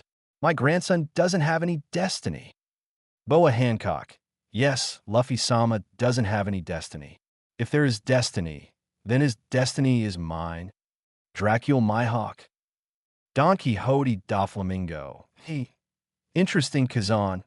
Monkey D. Garp. Hancock, there's something off about you. Boa Hancock. Grandfather, there's nothing off about me. Luffy-sama is the man destined for me. After Hancock said this, the chat room was filled with gasps of shock. Damn! The most beautiful woman in the world, the queen who never looks at other men, she's actually infatuated with Monkey D. Luffy. What kind of charm does this kid have? He even melted the heart of the Empress. GOLD. Roger. Congratulations, Garp. Edward Newgate. Congratulations, Garp. Shiki. Congratulations, Garp. Boro Sereno. Congratulations, Garp. Monkey D. Garp. Everyone shut up. Hancock. Listen carefully. Don't think you can take advantage of a young bull. Boa Hancock. Grandfather, if you speak like that, it will make me very sad. Luffy-sama. He's been inside me. Damn. Dum dum dum dum dumming. The barrage in the chat room exploded on the spot. This gossip is even more exciting than watching a movie. At that moment, everyone no longer cared about whether Luffy would eat the rubber fruit. They were all excited about Hancock and Luffy's sibling-like love affair. Eustace Kid. Straw Hat Kid. You don't seem interested in women, but you're actually a hidden pervert. Trafalgar Law. Straw Hat Captain. Wow. Marshall D. Teach. Ziha haha. Straw Hat Luffy. I knew you were extraordinary from the beginning. Bolt Gaddi. Ace. Luffy, you've grown up. Nami. Idiot Luffy, you've been hiding this from all of us. Vinsmoke Sanji. Luffy, you damn BD. Why isn't it me? Why isn't it me? The style in the chat room suddenly changed. Garp's heart was about to give out. He loudly questioned in the chat room. Luffy, did you really enter Empress Hancock's body? On a warship not far from the Marine headquarters. Everyone around stared at Luffy with envy. Luffy scratched his nose and pondered for a moment. Indeed, when he went to impel down, he did enter the Empress's body to sneak in, didn't he?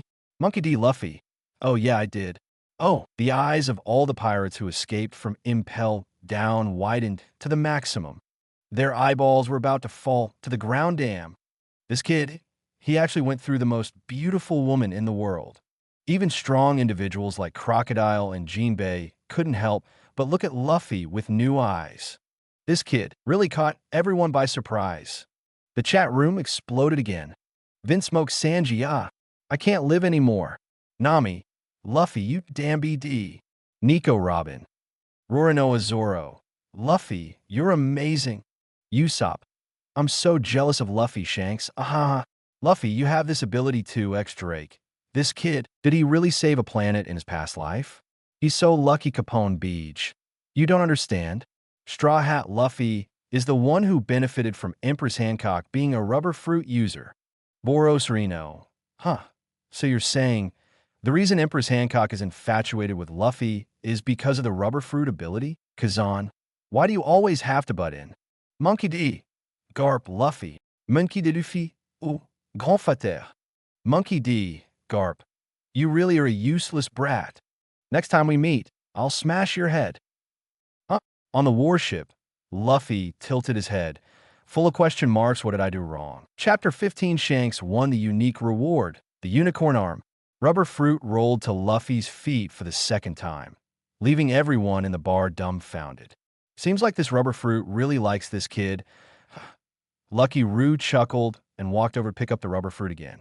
However, Shanks stopped him and said, Wait a minute. Lucky Roo stood still and asked, Boss, what's wrong? Shanks stood up from his seat, walked over to Luffy, and picked up the rubber fruit from the ground. He stared at it for a while, as if making a decision. Luffy, have you heard of devil fruits? I've heard of them, but I've never seen one. Luffy had seen the power of demon fruits on the warship before. He knew that they were fruits that granted extraordinary abilities when eaten. However, he had never seen what a devil fruit looked like and thought they looked like ordinary fruits. Well, now you've seen one.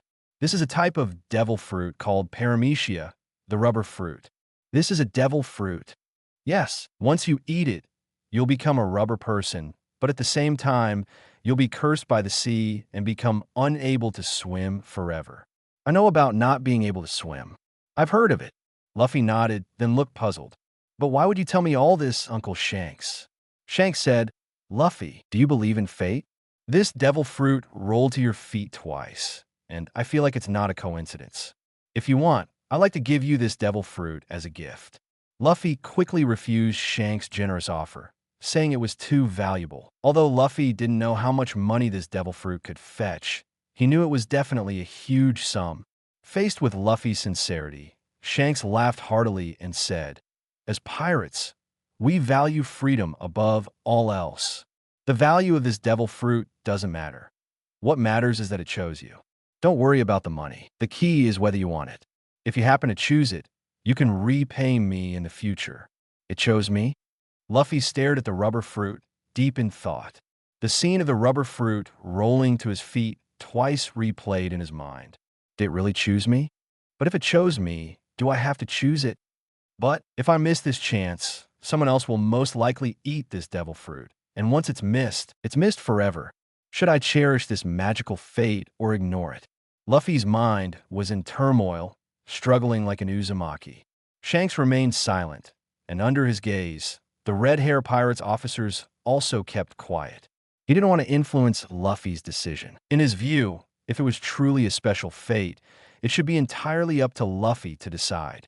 Luffy pondered for a long time, and when he looked up again, there was no trace of hesitation on his young face. I want it.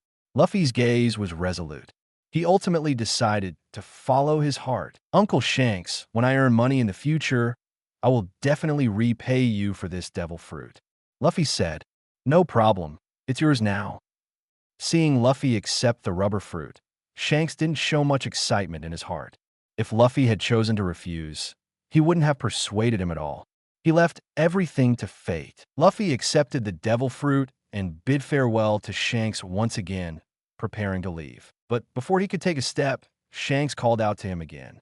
Huh, Uncle Shanks, Luffy, do you still want to learn the Conqueror's Haki training method I taught you earlier?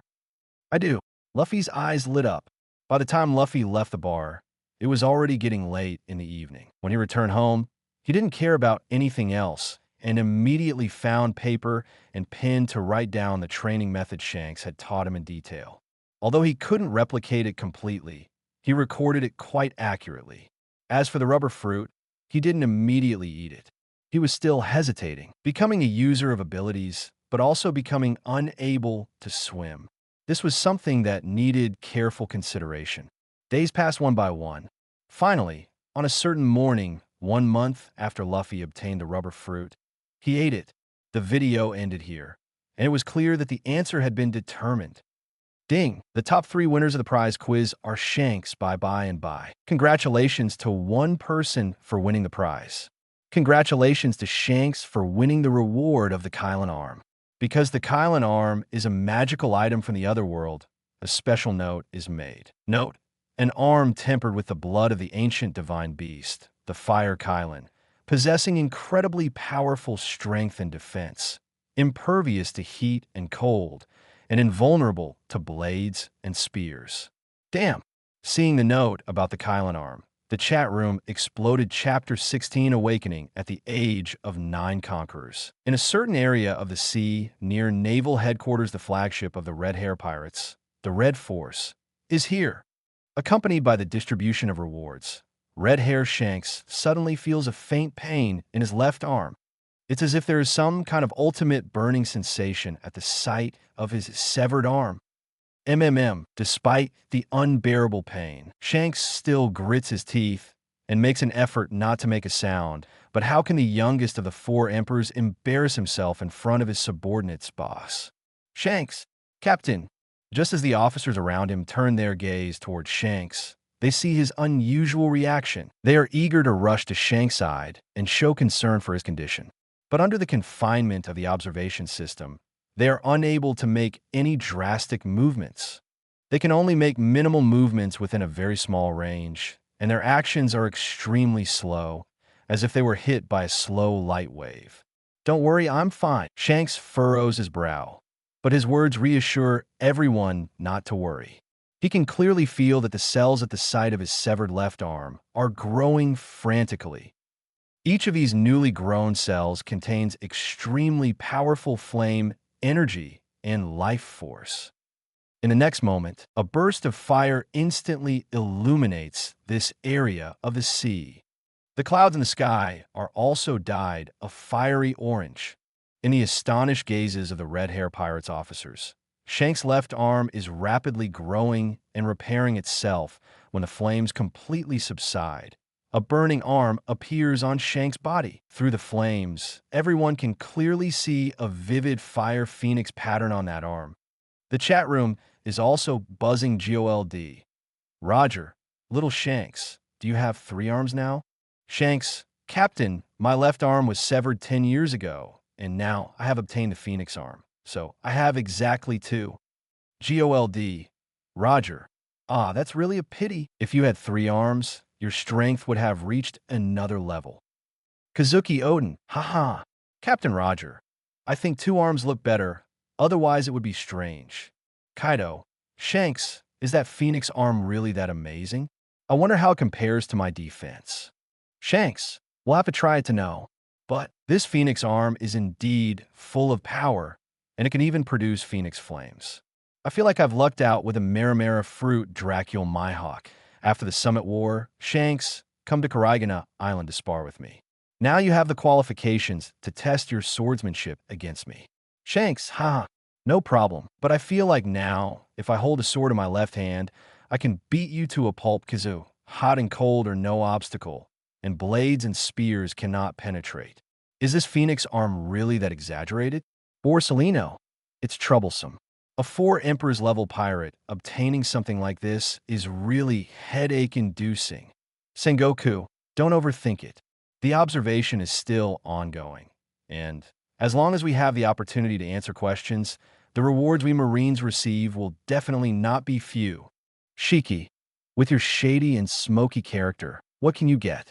Once I'm resurrected, watch me overthrow naval headquarters and avenge that arrow from the past. Sengoku, get lost. I can't be bothered to talk to a dead man. The video continues day after day. Luffy diligently trains from dawn till dusk. 2 years later, Luffy is now 9 years old. In the mountains, Luffy is practicing observation haki under the attack of 100 wild beasts. Suddenly, an unparalleled intimidation spreads from Luffy, instantly spreading throughout the entire mountains. All the beasts present immediately fall to the ground, legs up in the air, foaming at the mouth, convulsing uncontrollably. There are even many instances of defecation and urination. The scene is truly horrifying. Damn! Seeing this scene, all the strong individuals feel a tingling sensation on their scalps. Doflamingo, that is, Haki, Conquerors. Kazan, no need to doubt. That is indeed Conqueror's Haki. Crane, Garp, you truly are a grandfather. Awakening Conqueror's Haki at 9 years old. Even in the New World, this is an extremely rare talent. Monkey D, Garp, stop talking. The more you say, the worse I feel. Compared to that red Luffy over there, I increasingly feel like I'm just a piece of shit. Monkey D. Luffy, oh. Nico Robin, hee hee, it's a comment from Luffy's grandpa Roronoa Zoro. Are we really adventuring under a piece of shit's leadership? Frankie, haha. Stop it, it's too painful. Well, super. Charlotte Kakuri. This kid's talent is quite perverted. Marco, both sides of a Straw Hat Kids should have the same talent. It's just that the Luffy over there has spent all his time on training, so he awakened Conqueror's Haki earlier. In theory, this Luffy should also possess the potential of a king. He just hasn't awakened it yet. Monkey D. Luffy, huh?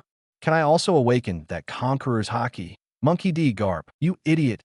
How dare you say that? That Luffy over there awakened Conquerors at 9 years old. And you? You still haven't awakened it. How embarrassing. Boa Hancock. Grandpa, please don't scold Luffy-kun anymore. Luffy-kun has actually already awakened Conqueror's Haki. I can prove it. Previously, on Snake Island, when Luffy saw Margaret and the others' lives being threatened, in his desperation, he awakened Conqueror's Haki. Luffy doesn't know what happened, but Hancock does. Now, seeing Luffy being scolded by his grandfather, she can't bear to see Luffy being criticized, so she quickly provides proof for Luffy. Monkey D. Garp, shut up. Stop calling me Grandpa. Your matters with Luffy are your own. Don't involve me. Just thinking about how this guy Luffy is completely reckless, Garp becomes furious. Damn it. Luffy is truly a complete waste of training.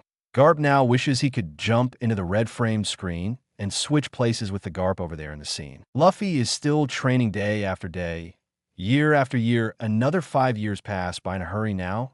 Luffy is 14 years old. 2 months after Ace sets sail, Luffy also sets sail. At this point, the screen with the red border dims down. Chapter 17 Hawkeye. Don't laugh at him. I agree with his goal. Monkey D. Luffy, huh? Did I set sail at the age of 14 over there? Why didn't I go with Ace? Port Gas D. Ace. Luffy, haven't you realized? I wasn't worthy of setting sail with you over there. Monkey D. Luffy, ah, is that so? Nami, if Luffy sets sail so early over there, then it seems like we have no chance.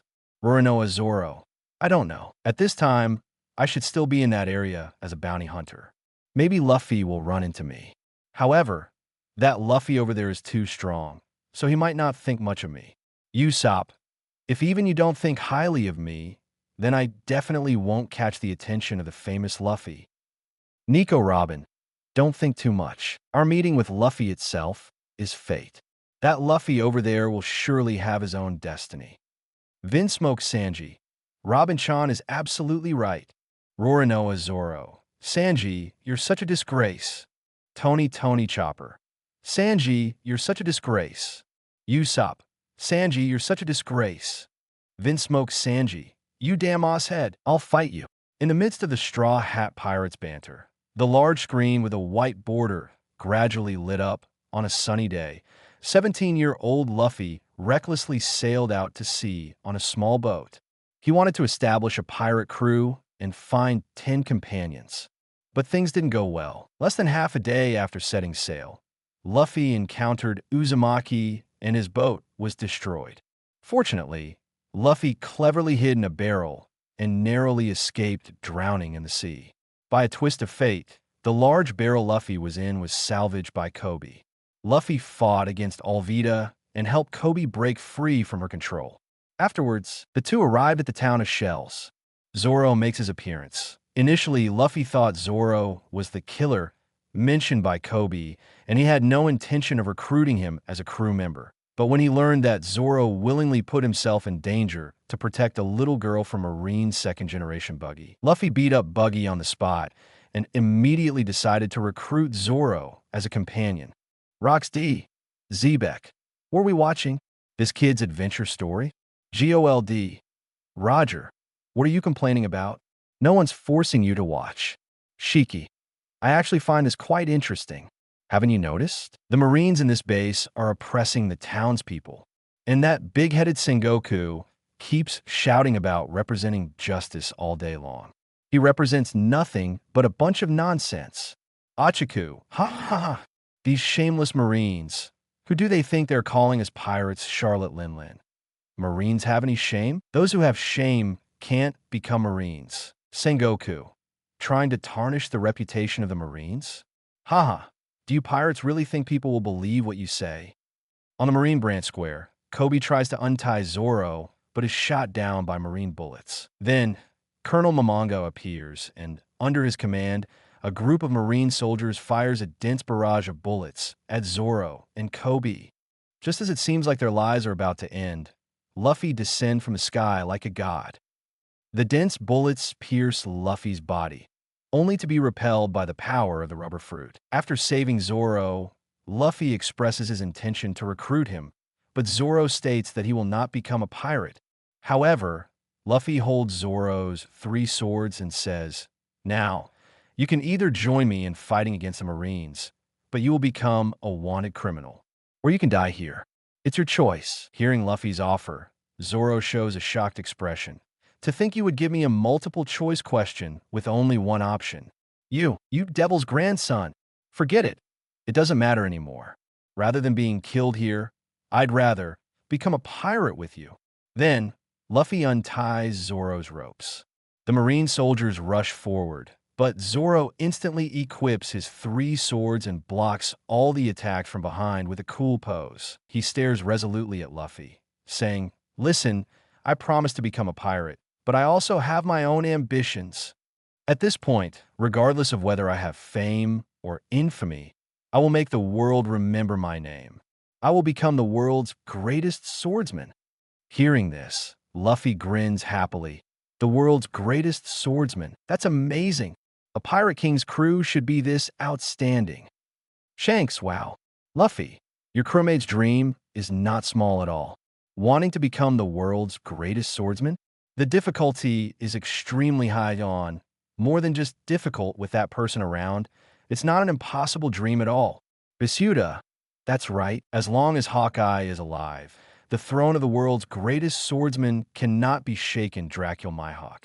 Don't mock his dream. I approve of his goal. In the future, I will be waiting for him to challenge me on the throne of the world's greatest swordsman.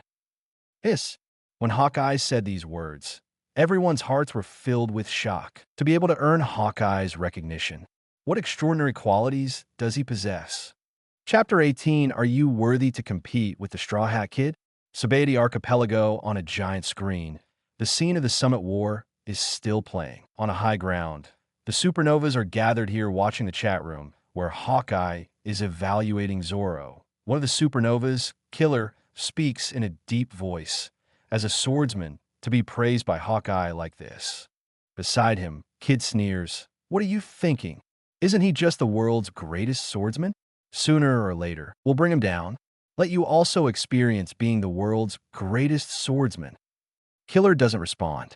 He knows that his big brother doesn't tolerate anyone in his eyes, and he doesn't bother to argue with him. The luck of the Straw Hat captain is really good. He actually easily obtained such a powerful teammate like Zoro, the captain of the Straw Hat Pirates. Trafalgar Law leans against a large rock, leisurely crossing his legs. On the left, Scratchman Apo bursts into laughter. Abababa, who would have thought that the second strongest of the Straw Hat Pirates is someone who was tricked and deceived by Straw Hat Luffy to get on the ship? Stop talking nonsense. Look, they're about to fight again. Urge reminds them. In the scene, Luffy and Vice Admiral Momonga start fighting. Although Vice Admiral Momonga is physically strong, his combat power is still inferior to Luffy's. Soon, Luffy knocks Vice Admiral Momonga down. He grabs Vice Admiral Momonga by the collar and angrily lectures him. You Marines, you've really ruined Kobe's dream. Just as he is about to punch Momonga, Bello Betty points a gun at Kobe's head, threatening Luffy. If you don't want him to die, don't move. Bello Betty scolds loudly. Luffy releases Momonga and turns to look at Bello Betty. Rubber gun. Dash. Luffy activates his ability. His arm instantly stretches and shoots towards Bello Betty. But just as he is about to strike, Momonga, whom he let go, stands behind him like a door and raises the axe in his hand high. OLD. Roger. Can this kid be so careless in battle? Rox D. Zebek. To put oneself in danger to save a useless person. What a fool. Charlotte Katakuri. Clearly having the ability to control the situation, yet being led by others, it's difficult to become a great person. Shiki. A useless person who clamored to join the Marines, and a temporary partner who just agreed to join. How did he survive under Momonga's axe in this situation? Luffy, be careful behind you. Kobe sees Momonga raising the axe and shouts like a madman. However, Luffy doesn't even turn his head. He just calmly says, Zoro. Swish. A flash of cold light. Monka's blood splatters, crashing to the ground. A figure appears where Monka fell, holding a knife in each hand, with another one clenched in his mouth. The swordsman of the three-sword style, Zoro. Zoro turns slightly, calmly saying, "Piece of cake, Captain." Monkey D, Luffy.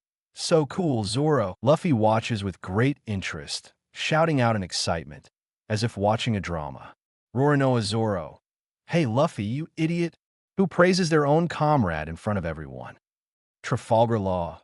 Zoro, the one in charge. That was indeed an impressive move.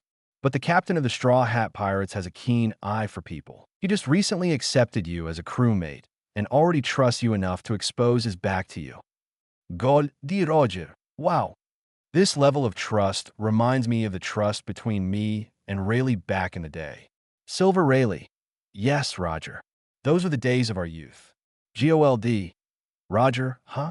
Rayleigh, you're here. Why haven't you said anything until now? Silver Rayleigh.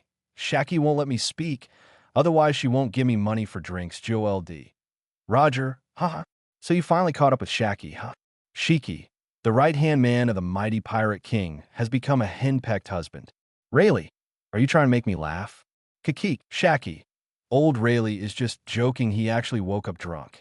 He's just talking nonsense. He's really something. Silver Rayleigh. Ha, Rox D. Zebek.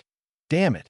Golden Lion, Whitebeard, Kaido, Linlin, Achiku, all of you bastards, take a look. Look at how they treat their captain, and then look at yourselves. Damn it, each one of you either betrays or flees in the face of battle.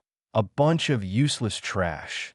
Shiki, Rox, how dare you compare yourself to that Straw Hat kid? Can you show the same level of trust towards your comrades as he just did? Can you FG do it? Edward Newgate. Trust goes both ways. Rox, do you not know what kind of person you are? Stop licking your face and criticizing us. Kaido. Damn it, I didn't flee in the face of battle. I just didn't know you guys were going to the Valley of the Gods. Once I found out, you'd be dead. Charlotte Linlin. Even though I went, I'm not your mother. If you want to die, can I still follow you to your death? Borsellino. Wow, it's terrifying to see these big-shot pirates tearing each other apart like this. Kazuru, this guy, enjoys watching the chaos. A professional fire stoker indeed. Under his provocation, the chat room becomes even more lively. Just then, the large screen with a white border gradually dims. The large screen with a red border next to it gradually lights up. Chapter 19 East Blue is too small to carry your dreams. The large screen with a red border gradually lit up. Under the Culpo Mountain, Luffy stood on a small boat, waving goodbye to Dayton and the others. Set sail. It wasn't a planned decision by Luffy, but a spontaneous one. In these years, Luffy has been training his haki and rubber fruit abilities in the mountains, rapidly improving his strength, but in the past half year, Luffy's progress has been diminishing, especially in his haki training. The progress has become almost negligible. The inability to improve his strength makes Luffy feel insecure. He talked to Dayton about these things, and Dayton told him that seedlings in a greenhouse are destined to never grow into towering trees. Those who can stand at the peak, not a single one of them didn't undergo a transformation in battle. Luffy, the East Blue is too small to hold your dreams. It's time to go out and see the world. When Dayton said these words to Luffy with great seriousness, Luffy finally made up his mind to set sail. Standing on the shore, Dayton hid her worries in her heart and said in a carefree manner, Luffy, even if you don't want to be a Marine, don't become a Revolutionary Army soldier either. Dayton has known Garp for a long time until now. She still remembers that day, when Garp found out that Monkey D. Dragon had become a Revolutionary Army soldier. He cried all night long. Dayton doesn't want such a thing to happen again. Luffy nodded and smiled. Well, I won't become a Revolutionary Army soldier, because just like the Marines, the Revolutionary Army has too many restrictions. I just want to be a free person. A free person? Dayton looked surprised. Then she spread her hands. So you won't be a pirate? Well, at least the relationship between pirates and the Marines is not as hostile as that between the Revolutionary Army and the Marines. In this world, there are so many pirates, and only those who have done bad things are wanted by the Marines. In fact, some pirates who have done so many bad things are not wanted, but instead become allies of the Marines. But the Revolutionary Army. The moment you become a member of the Revolutionary Army, you become an enemy of the Marines who will never give up, Luffy chuckled. Not really, I never really thought about becoming a pirate or a Marine. I just want to see the vast world and find opportunities to improve my strength, so that my freedom won't be constrained by others. Hearing Luffy's words, Dayton felt very happy. With that, little Luffy shouldn't end up on the opposite side of Garp. That's good. Brat, have a safe journey. Saying that, Dayton threw a bag to Luffy and instructed, "There's some money I saved inside. You can eat. Don't let yourself go hungry, Luffy. If the outside world really doesn't suit you, remember, Dayton's home under the Culpo Mountain will always welcome you." After speaking, Dayton turned around without looking back.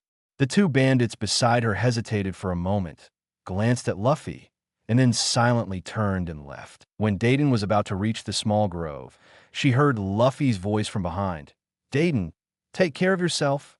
This strong and sturdy female bandit couldn't hold back her tears any longer, and a kind tear shimmered in her eyes. "Dayton, that little Luffy over there is so sensible. But our Luffy is not bad either, Monkey D." "Garp, what do you mean not bad?" "He's missing the distance from East Blue to South Blue." Garp vividly remembered the moment when Luffy set sail on the blank screen, just now.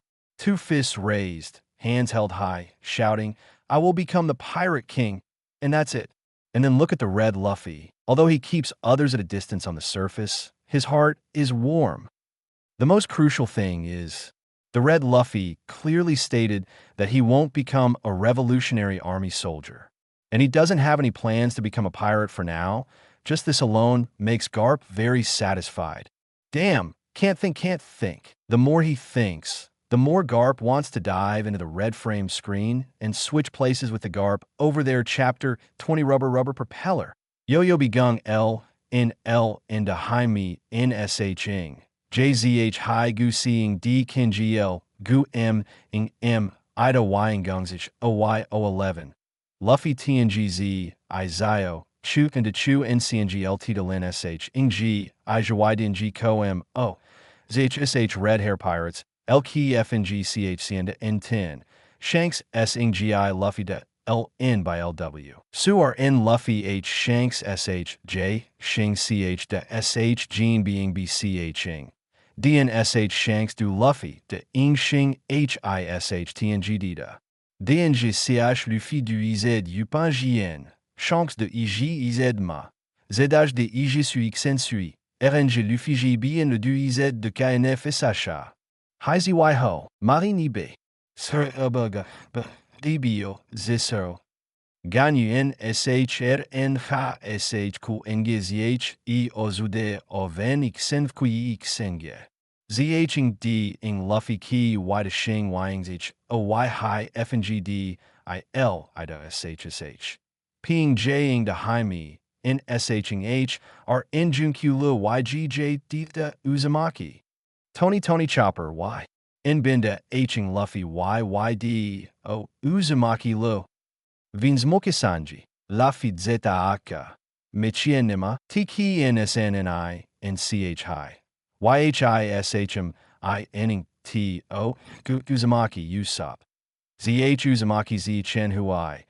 SH IZ ING the Luffy de BA. Frankie. HH. Enzine Men to Luffy BSH B IZH G Uzumaki MIF Luxin NIN. Monkey D, Luffy, W, ZHG, Uzumaki BWYD, Oda, and G Uzumaki, YOD, Luho, JBINE. Nico Robin, Qing Kuing BT, IMEO, A. Nbinda H, ing Luffy Chu, NSH, in KMU, DM, TNG, B11, ing Zine Men's H, Binda Luffy, KY, GZHDM, TNG, Geo, X. ing T OSHNG. Robin who D in SH DZH ing are NZHY Olugu RN. Ak energy Luffy da Shichu and as well. Baby Luffy that energy Luffy Isui Seshu da Shaki. Capone Beach. In Bindico, M.O. Luffy G.I.B. who G.Z.H.Y. ing S. Lubier. Trafalgar Law. B.Z.H.Y. B.I.Co. M.O. D.N.G.G. de G.N.G.C.H. High S.H. M.E.C. I do M.I.S.H. In Binda H. and Co. M.O. D.N.G.G. de S.H. L. N.Me. Keying. B.Z.H.Y. G.Z.H. Me S.Lo. Shiki. G.H.H.H.H. N.I.N.Q.N.G.R.N. Into D high to K P Y W Suzy H. Z I D high S H ing. HN do SHQ ing HSHLW gun. DNGCH to WT high ZHN. Argu B SHY ching B OF and GYH are NLILN. In me Roger high Z2 NK. Inning YJ and G2 and me Lo. Jigu G Y and W. IN ching B OF and GY. Roger high Z2 and is LTO SHNG. Are Phi Kinji high Z2 and G2 Emi Lo. G Li and Golden Lion YCH and DNG Ching GP. Dracul Myhawk D2. Argu Luffy BSH inning Elzish in HI Ho. DNTSH Demon Fruit Power. Ping D OZHNG Q ing Ku ing. SHNGC N J Humio Eming. Shanks. Behuda. Luffy SHB, who ZH me, are ing Y esta. QT are NYXBZHD, O, DNSH Shanks, Chu Emming BI. Luffy K, inning Zchen to SH Roger Z, IDNGD, and GSMZHRN. Yi Herki, Gunning Geeks DNG Jing LG Luffy de SH Hubert Fruit de Jus XNG. ZHK, Devil Fruit de Ju XNG Su D, I bio de YY. Shanks Phi CH ing Emming BI. SMZH RN. IOSH and Monsieur de JSD OLE. NTJB SH SMZH RN le.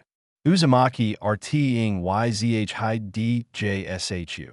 ZHNG Ki Lu ZHNG and ing de SHNJ Ku. Jing Uzumaki F NW Ida and Ida Y Ki CH Ojaku ZHNG XQ. Zio Chu NSH ing to Luffy B, IZHD ing J ing D, ROD Olu, TZH in Lu QLI, K in Jawaiian Ki into Ching J and G, U11CHYT in Olu in OTU, D high HIZHNSH SH N M C and E, Ki in YK HI F and GP ing L ing J ing. 11 YKGCH 11 Envichmi Dita Uzumaki. The small boat, under the engulfment of Uzumaki, is continuously pulled towards the center of Uzumaki in a circular motion along the turbulent water flow. It seems that in order to sail freely on the sea, one must have a partner who understands navigation. Luffy rubs his chin, seriously contemplating this question. Nami. A partner who understands navigation? Seems like we're in need of one. Roranoa Zoro. Hey. It's already this late, and he's still thinking about this question. That Luffy over there is just as clueless as our Luffy. Huh? Vin smokes Sanji. Of course they're the same person, so naturally they're both clueless. Monkey D. Luffy. Why do I feel like you guys are talking bad about me? Trafalgar Law. Indeed, the captain of the Straw Hat Pirates is a bit clueless. Urage. No way, are we really going to be swallowed by Uzumaki? Basil Hawkins. Strange, I randomly divined the survival rate of the Red Luffy, and it turned out to be 100%. Uzumaki looks ferocious, with waves rolling. As they watch, Luffy's small boat is about to be completely engulfed by Uzumaki. Luckily, I ate the rubber fruit back then, otherwise I wouldn't have any way to deal with this now. Muttering to himself, Luffy suddenly extends his hands and feet, firmly locking the small boat like 4 ropes. Then he opens his mouth and takes a deep breath. Suddenly, the air on the surface of the sea, just like the Uzumaki below, encounters a vent and rushes into Luffy's mouth. In an instant, his stomach expands dozens of times, and it continues to grow longer and larger at an extremely exaggerated speed. At this moment, Luffy is like a balloon being inflated. Not the kind of round balloon, but more like a sausage-shaped balloon used for shaping looking down from the sky to the sea. Luffy and the small boat now seem to be connected to a 100 times larger airbag at the end of the boat. Rubber propeller. With a roar from Luffy, this giant sausage immediately spews out a powerful jet of air.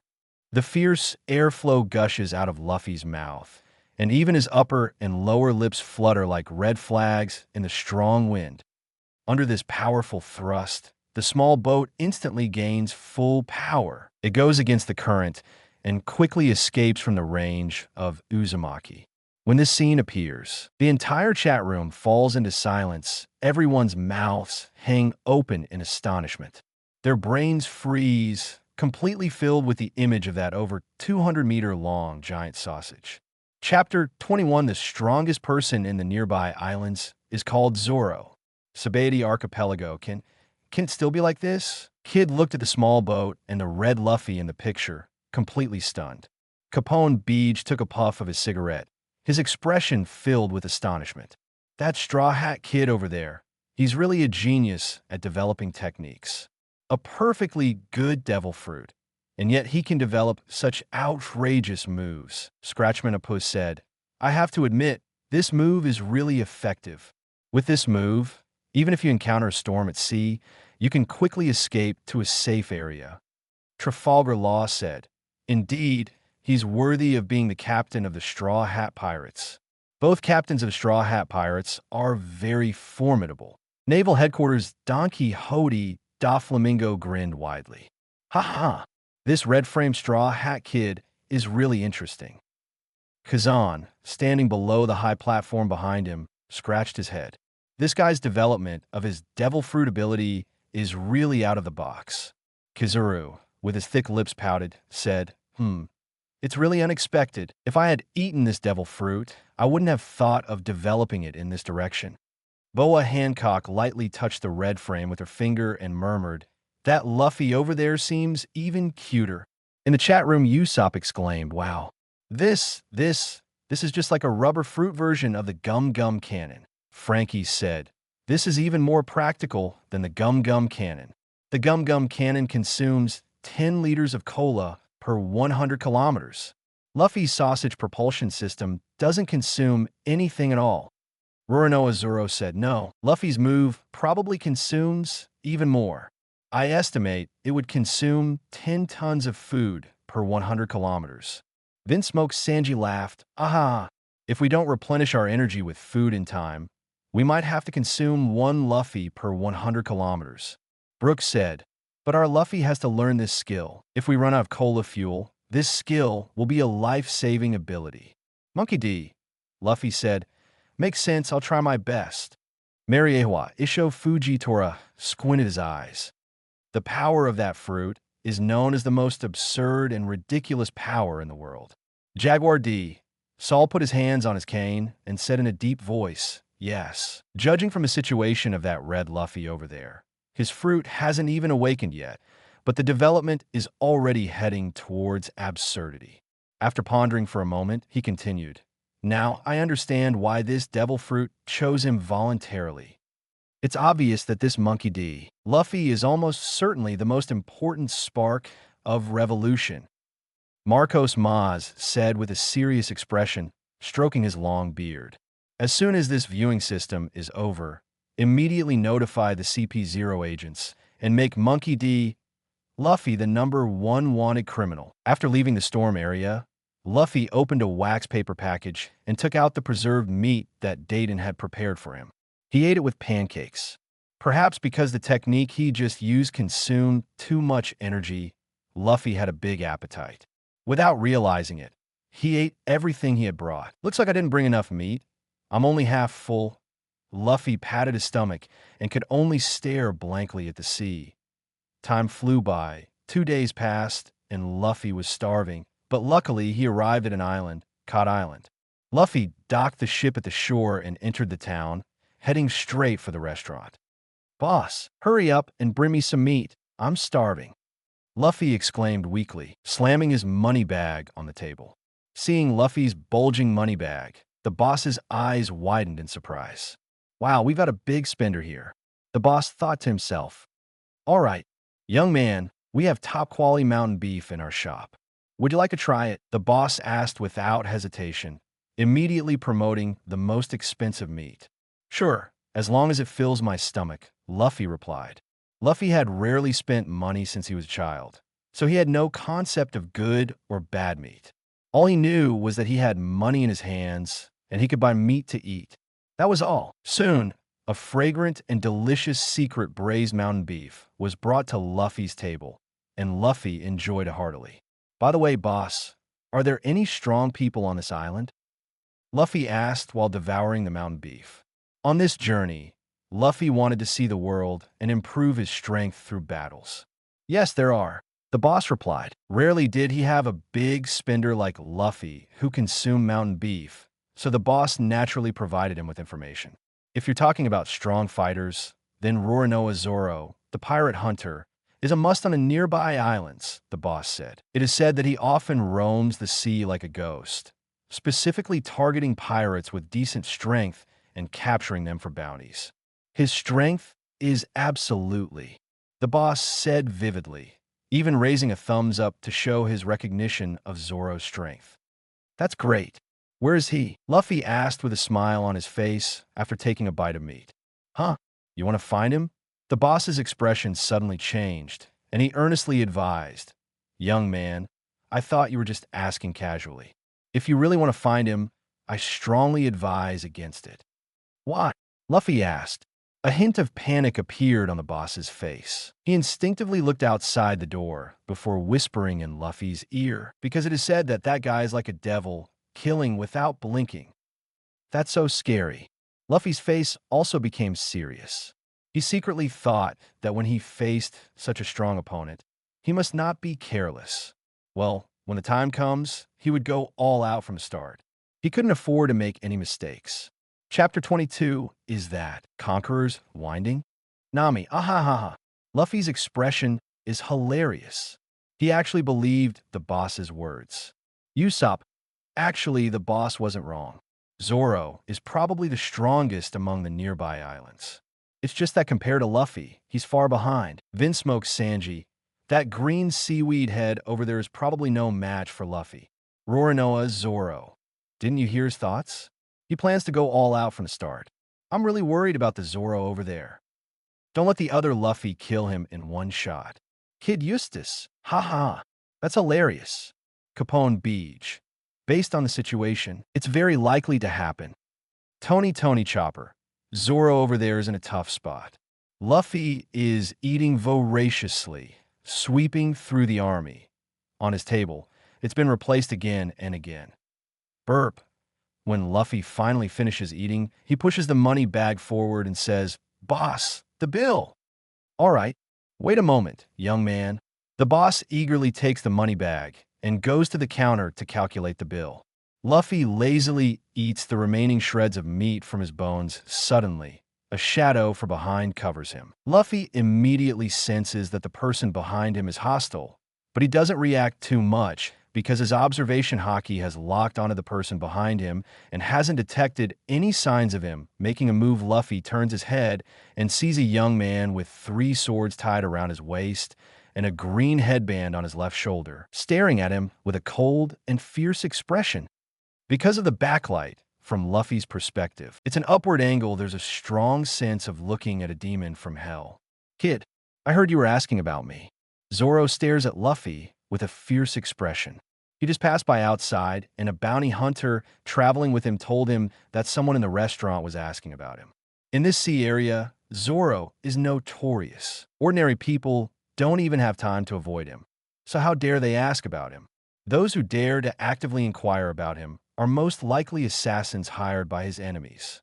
Zoro himself is also a tough character, so when he heard about this, of course, he came over on his own. This kid is quite arrogant. He hasn't realized the seriousness of the situation yet. Ki ha ha ha. Saying the most arrogant words and receiving the most vicious beating. We've seen this kind of thing too many times. Green seaweed head. You're in for a bad time. Dumb curly brow. That's the Zoro over there. That's still you. Luffy is momentarily stunned. Then he realizes and asks, You're the pirate hunter, Roronoa Zoro? That's me. What do you want with me? Zoro's tone is very impolite. Luffy also gets straight to the point and says, I want to fight you. As expected, Zoro sneers. You mean the kind of fight that determines superiority in life or death? Luffy is taken aback. Is that how it is when fighting strong opponents? No, Wonder Dayton told me that strong people grow through battles. No problem. Luffy nods solemnly. Seeing Luffy's response, Zoro glances at him. For such a young age, he does have some courage. It's not convenient to fight here. Zoro looks at the restaurant, then points his right thumb behind him. Let's fight outside. Boss, you calculate the bill first. I'll come back to collect the remaining money later. Luffy says and follows Zoro outside. The shop owner was busy counting money and didn't notice Zoro's arrival. He continued happily tapping on the abacus. The two of them went outside. People on the street quickly recognized Zoro. Wow, that's the pirate hunter with the devil's name. Roronoa Zoro. That's right, it's him. How could such a terrifying strongman appear here? No way. They look like they're going to duel. Oh my god. Dueling with the pirate hunter Zoro.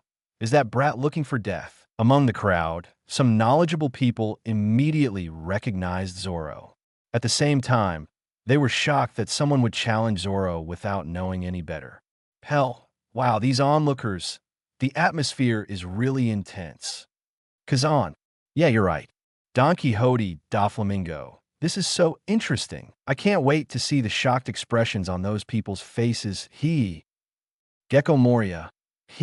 I'm already rubbing my hands in anticipation. Roronoa Zoro. Amidst the amazed exclamations of the onlookers, Zoro swiftly drew his Wado Ikemonji and bit it with his mouth. Then, with two more swift movements, he instantly drew two more swords, one in each hand. In a moment he had complete control over the three swords. Zoro moved. His figure was as agile as a cheetah. With incredible speed, he instantly lunged towards Luffy. So direct. Indeed, there can be no slack in the battle of strong warriors. This is my first fight. I must give it my all. I cannot afford to be careless. Seeing Zoro's imposing momentum, Luffy immediately entered battle mode. Bone muscle. As Luffy activated his rubber fruit ability, his biceps swelled up instantly. Then, a pitch-black substance quietly covered his arms, like ink. It was an incredibly dense and dark black. Kazuki Oden, wow. This armament haki. It's at least reached the level of emission.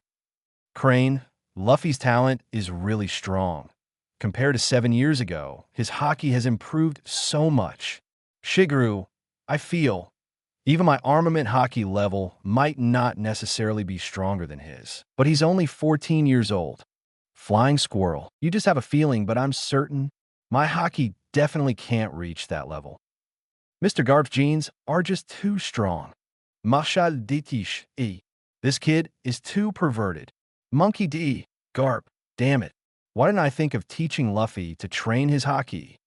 Garp felt regretful to the core. Just then, the live broadcast room suddenly exploded with cries of astonishment. In the video footage, on top of Luffy's black-covered arm, sudden ripples of haki, resembling lightning, emerged.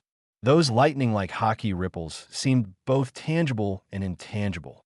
If you didn't pay close attention, you definitely wouldn't notice. But the strong viewers were instantly shocked with just one glance. Because that was Conqueror's Haki. Chapter 23. If you punch this one, you will die Sengoku. What? Am I seeing things right? Luffy, that's Conqueror's entanglement. Monkey D. Garp. Is this a joke? Wasn't he supposed to awaken Conqueror's Haki at the age of 9? Haikinyama. At the age of 9, the word supposed to. Awakening Conquerors at 9, mastering Conqueror's entanglement at 14.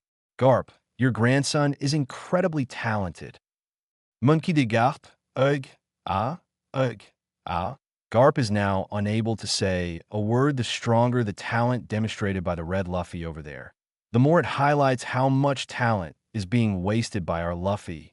Over there, they have Conqueror's entanglement at 14, while my grandson here can't even use armament haki. The gap is simply enormous. Sabaody Archipelago, listening to the conversation in the chat room. Kid is shocked and looks around at the others in confusion. Conqueror's Haki can also be entangled? Why can't I do it? Don't look at me. I don't even have Conquerors. Noticing Kid's gaze, Capone Beej says disdainfully. Basil Hawkins sneers. Don't look at me either. I don't have it. No need to look, as long as you have Conqueror's Haki here. Trafalgar Law crosses his arms and leans against a rock. But it seems that your talent, compared to the captain of the Straw Hat Pirates, is miles behind. UBD.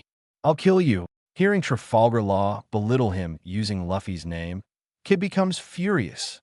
However, Trafalgar Law doesn't care at all. He points his finger at the sky. Save it. With this viewing system, just sit back and watch movies. Kid's chest heaves, wanting to attack but unable to. He can only suppress his anger since there is no common prophecy here. He can only turn his gaze to the chat room. In the chat room, everyone is chatting happily. GOLD. Roger, Whitebeard, do you remember when you mastered Conqueror's entanglement?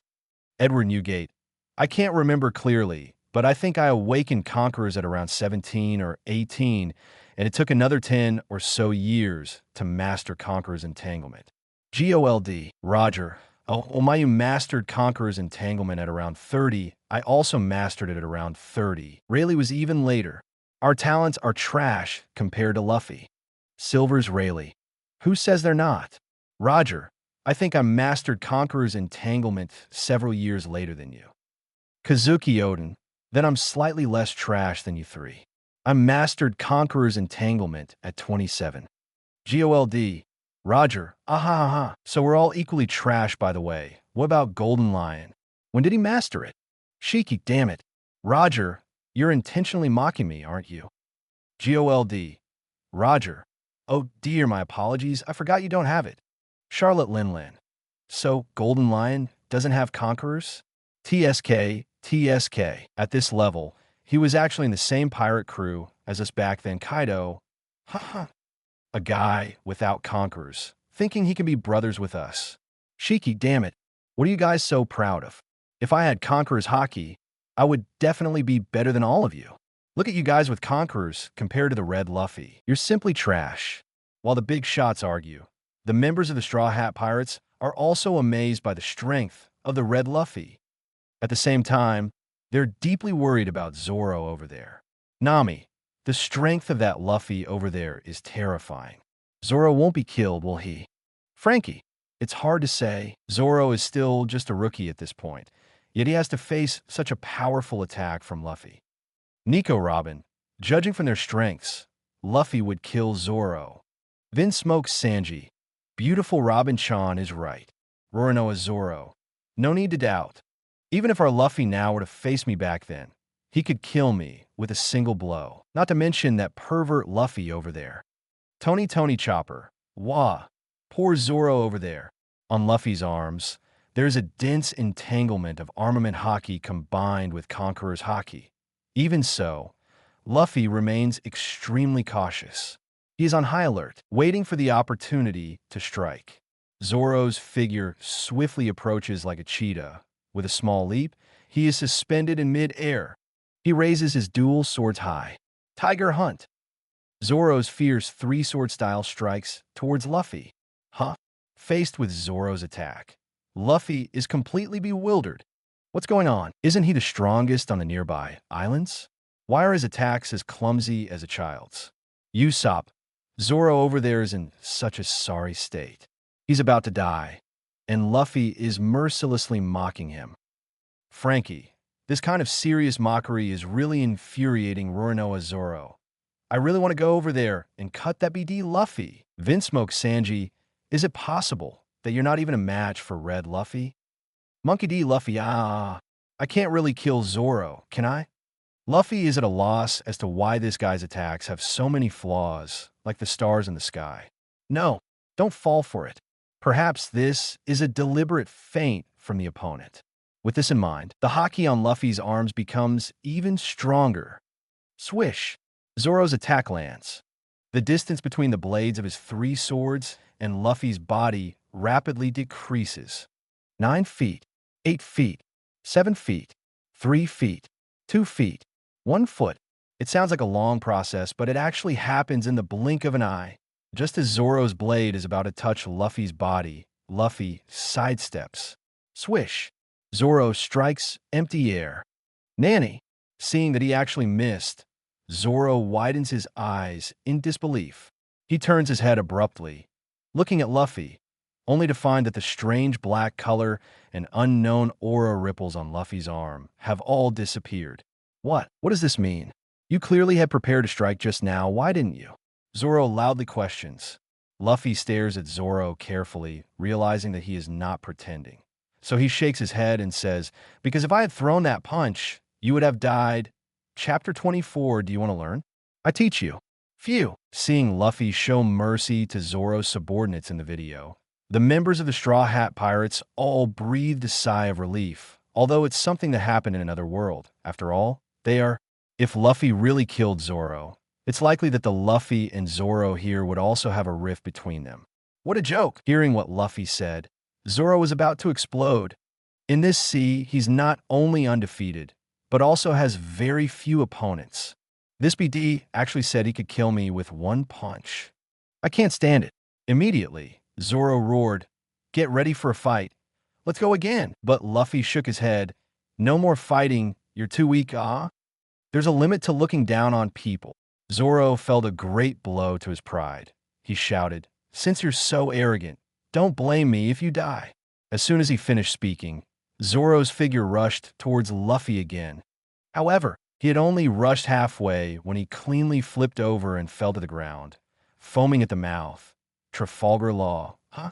Did Zoro suddenly get heat stroke? Kid Eustace, idiot. That's the effect of Conqueror's Haki.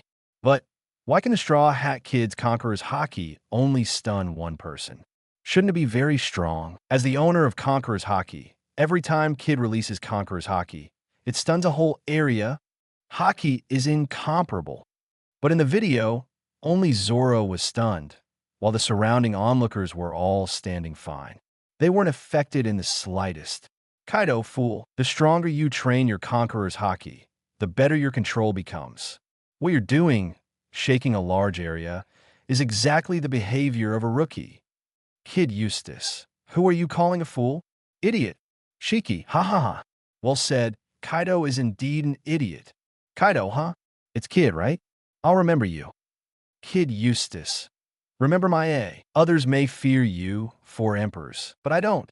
Sooner or later, I'll knock you off your position as one of the 4 emperors. Kaido, damn it. I'm giving you face. Luffy used Conqueror's Haki to stun Zoro and was about to leave. Hold on. But just as Luffy turned around, he heard Zoro's voice coming from behind. Huh. Luffy furrowed his brows, turned back around, and looked at Zoro in confusion. Why hasn't this guy completely passed out? Even a tiger in the mountains would be dizzy for a long time under the intimidation of Conqueror's Haki at that level. Looking at Zoro, Luffy calmly said, I've already said it. You're too weak. I won't fight you. No, I don't want to continue fighting you.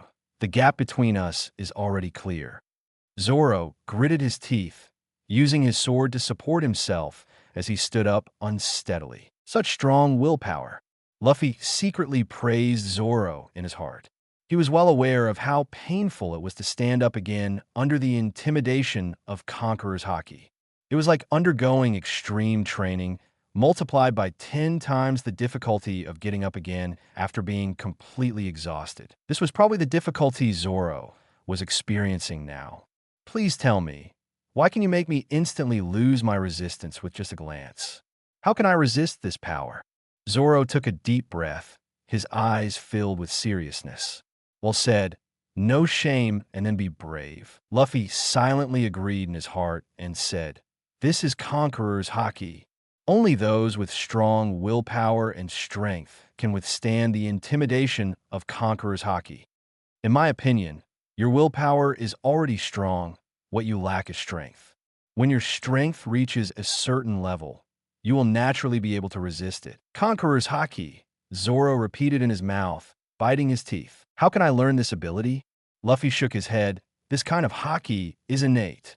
If you have the talent for it, when you grow strong enough, it will awaken automatically. Luffy's words were like a bolt from the blue. leaving Zoro stunned. Zoro took a deep breath and lowered his head. Innate? Damn it, does that mean I was destined to never become strong from birth? Not exactly. There are 3 types of haki in total, besides Conqueror's haki, which is innate. The other 2, armament haki and observation haki, can be acquired through training. Saying that, Luffy extended a hand and demonstrated the wrapping of armament haki to Zoro. By wrapping yourself in armament haki, you can enhance your defense and attack power. Observation haki can help you sense the aura and emotional changes of the creatures around you, allowing you to predict and avoid danger in battle. If you can train armament haki and observation haki to the ultimate level, you can also become strong. Luffy explained. Listening to what Luffy said, hope reignited in Zoro's heart. He looked at Luffy. Please tell me, how can I learn these 2 types of haki? If you want to learn, I can teach you. However, I'll only teach you once. How much you can learn depends on your ability. Although the training methods for haki were precious, Luffy didn't want to keep them hidden. If Shanks had kept them hidden from him in the beginning, Luffy's haki wouldn't have reached its current level. In Luffy's eyes, this was like passing down a legacy. Shanks' carefreeness, Monkey D. Luffy would carry on a legacy. Chapter 25, he didn't practice for a day, and he felt like he was wasting his time. Shanks. Haha, that Luffy over there is so interesting. He's actually imitating the way I talk.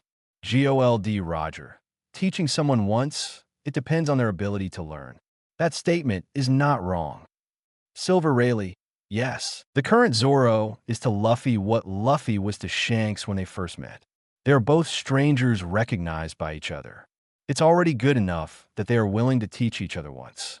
Roronoa Zoro. That's a relief. I thought that Luffy over there was going to beat me to death. Nami. I have a feeling that Luffy and Zoro over there are also going to become partners. Nico Robin. Not only will they become partners, but I'm afraid Zoro's strength will surpass her Zoro's, right? The Zoro in the red frame video is only 16 years old now, and even though his strength hasn't reached the level of the 19-year-old Zoro yet, he has already come into contact with Haki. After 3 years, when he reaches 19, he will definitely be much stronger than the Zoro over here. Brook, yo-ho-ho-ho after Luffy. Is Zoro also going to be suppressed by his own bloodline over there? In the mountains and forests of Kurigana Island, Zoro looked at the red frame screen in the sky and sighed. The me over there has better luck than me. I hope he can make the most of his youth and grow wild, and achieve Kunazama ideals as soon as possible. Young man, you don't have enough money.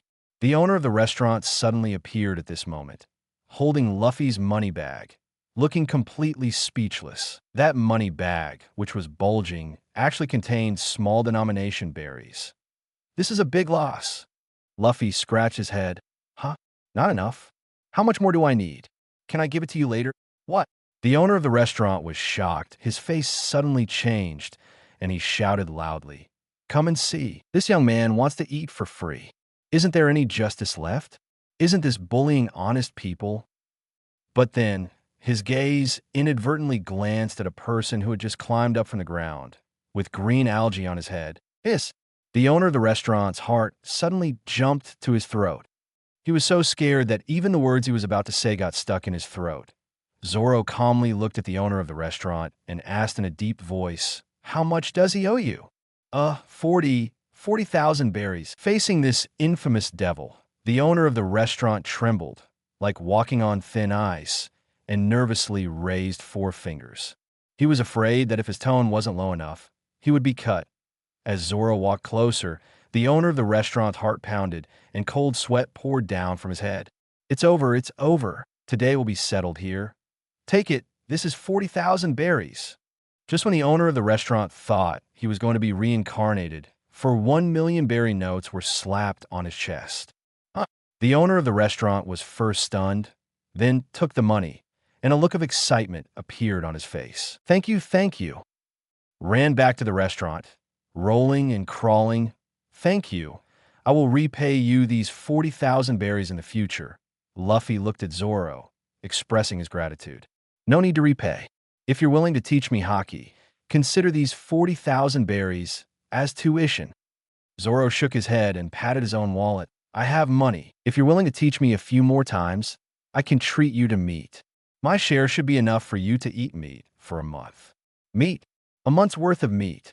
Upon hearing this, a light immediately appeared in Luffy's eyes without hesitation. He agreed. Deal. Usopp. Nami sweat. Luffy over there can't resist the temptation of meat. Vin smokes Sanji.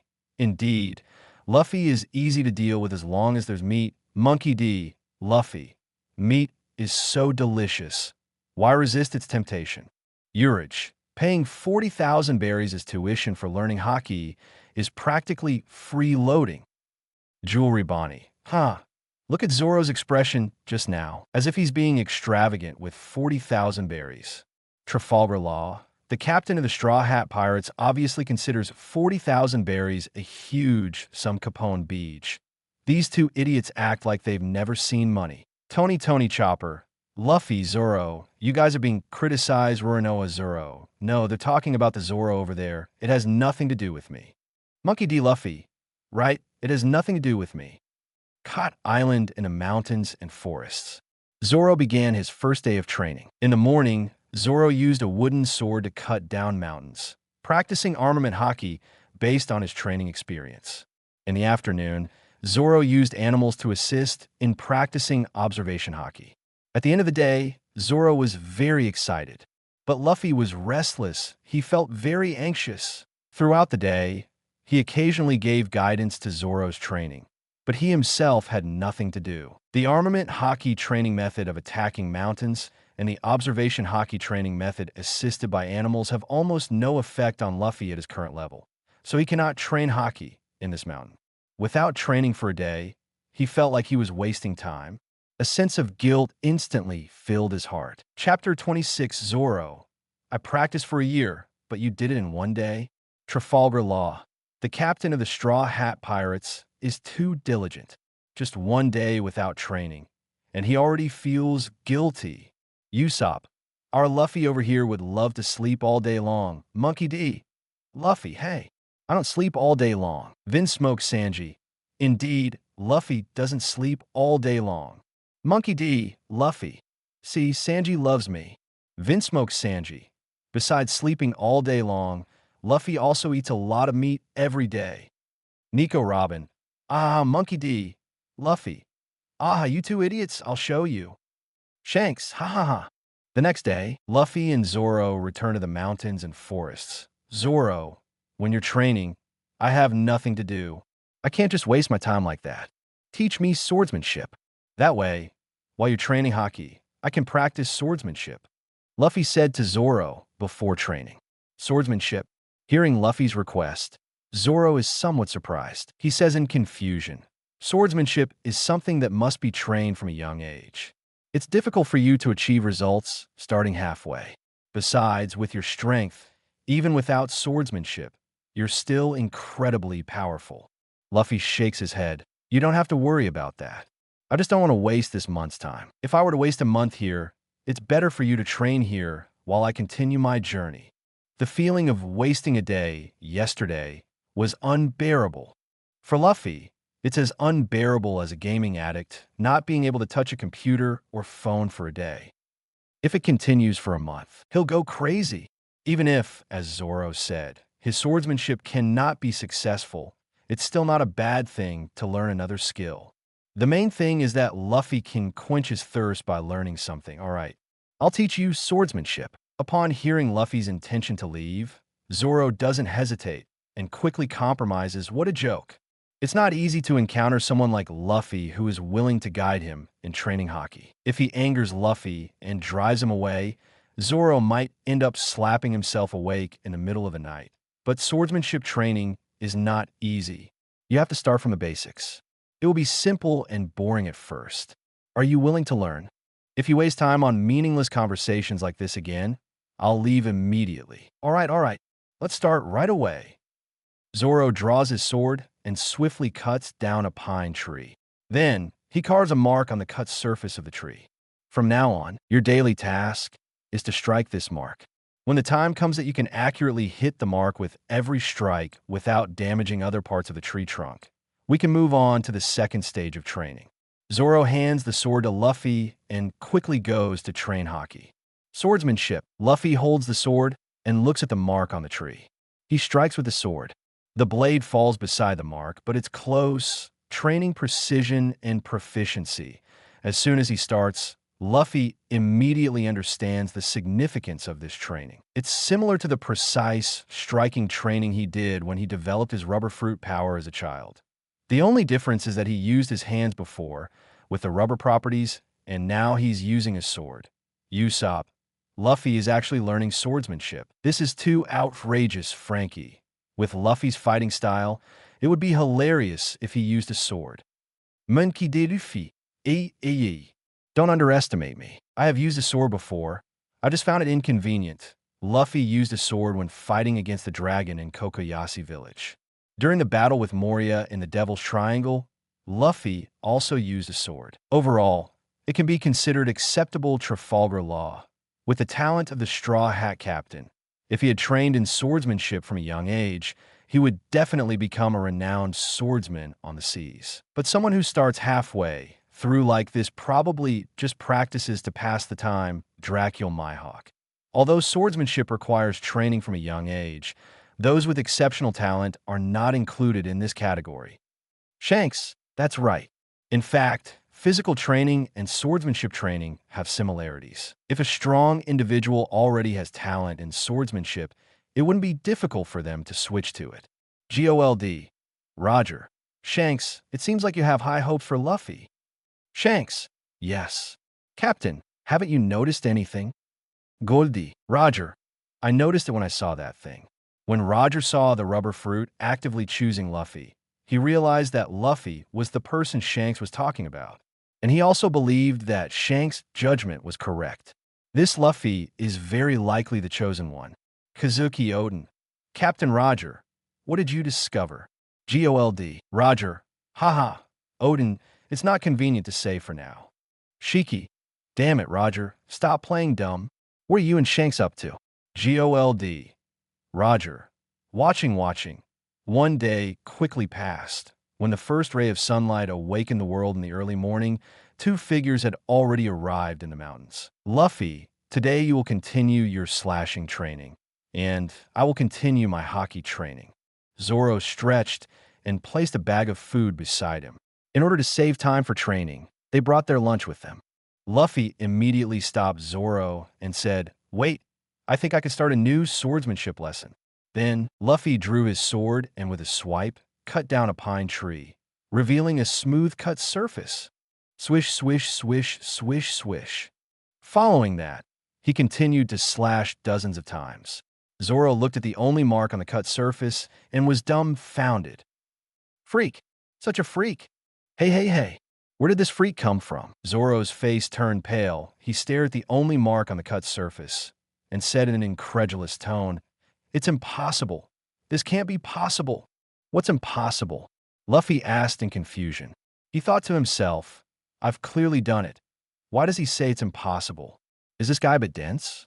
No. I started learning swordsmanship at the age of 5, and my master said I had exceptional talent in the way of the sword. But even so, it took me a whole year to lay a solid foundation for slashing training before I could achieve the level you just did.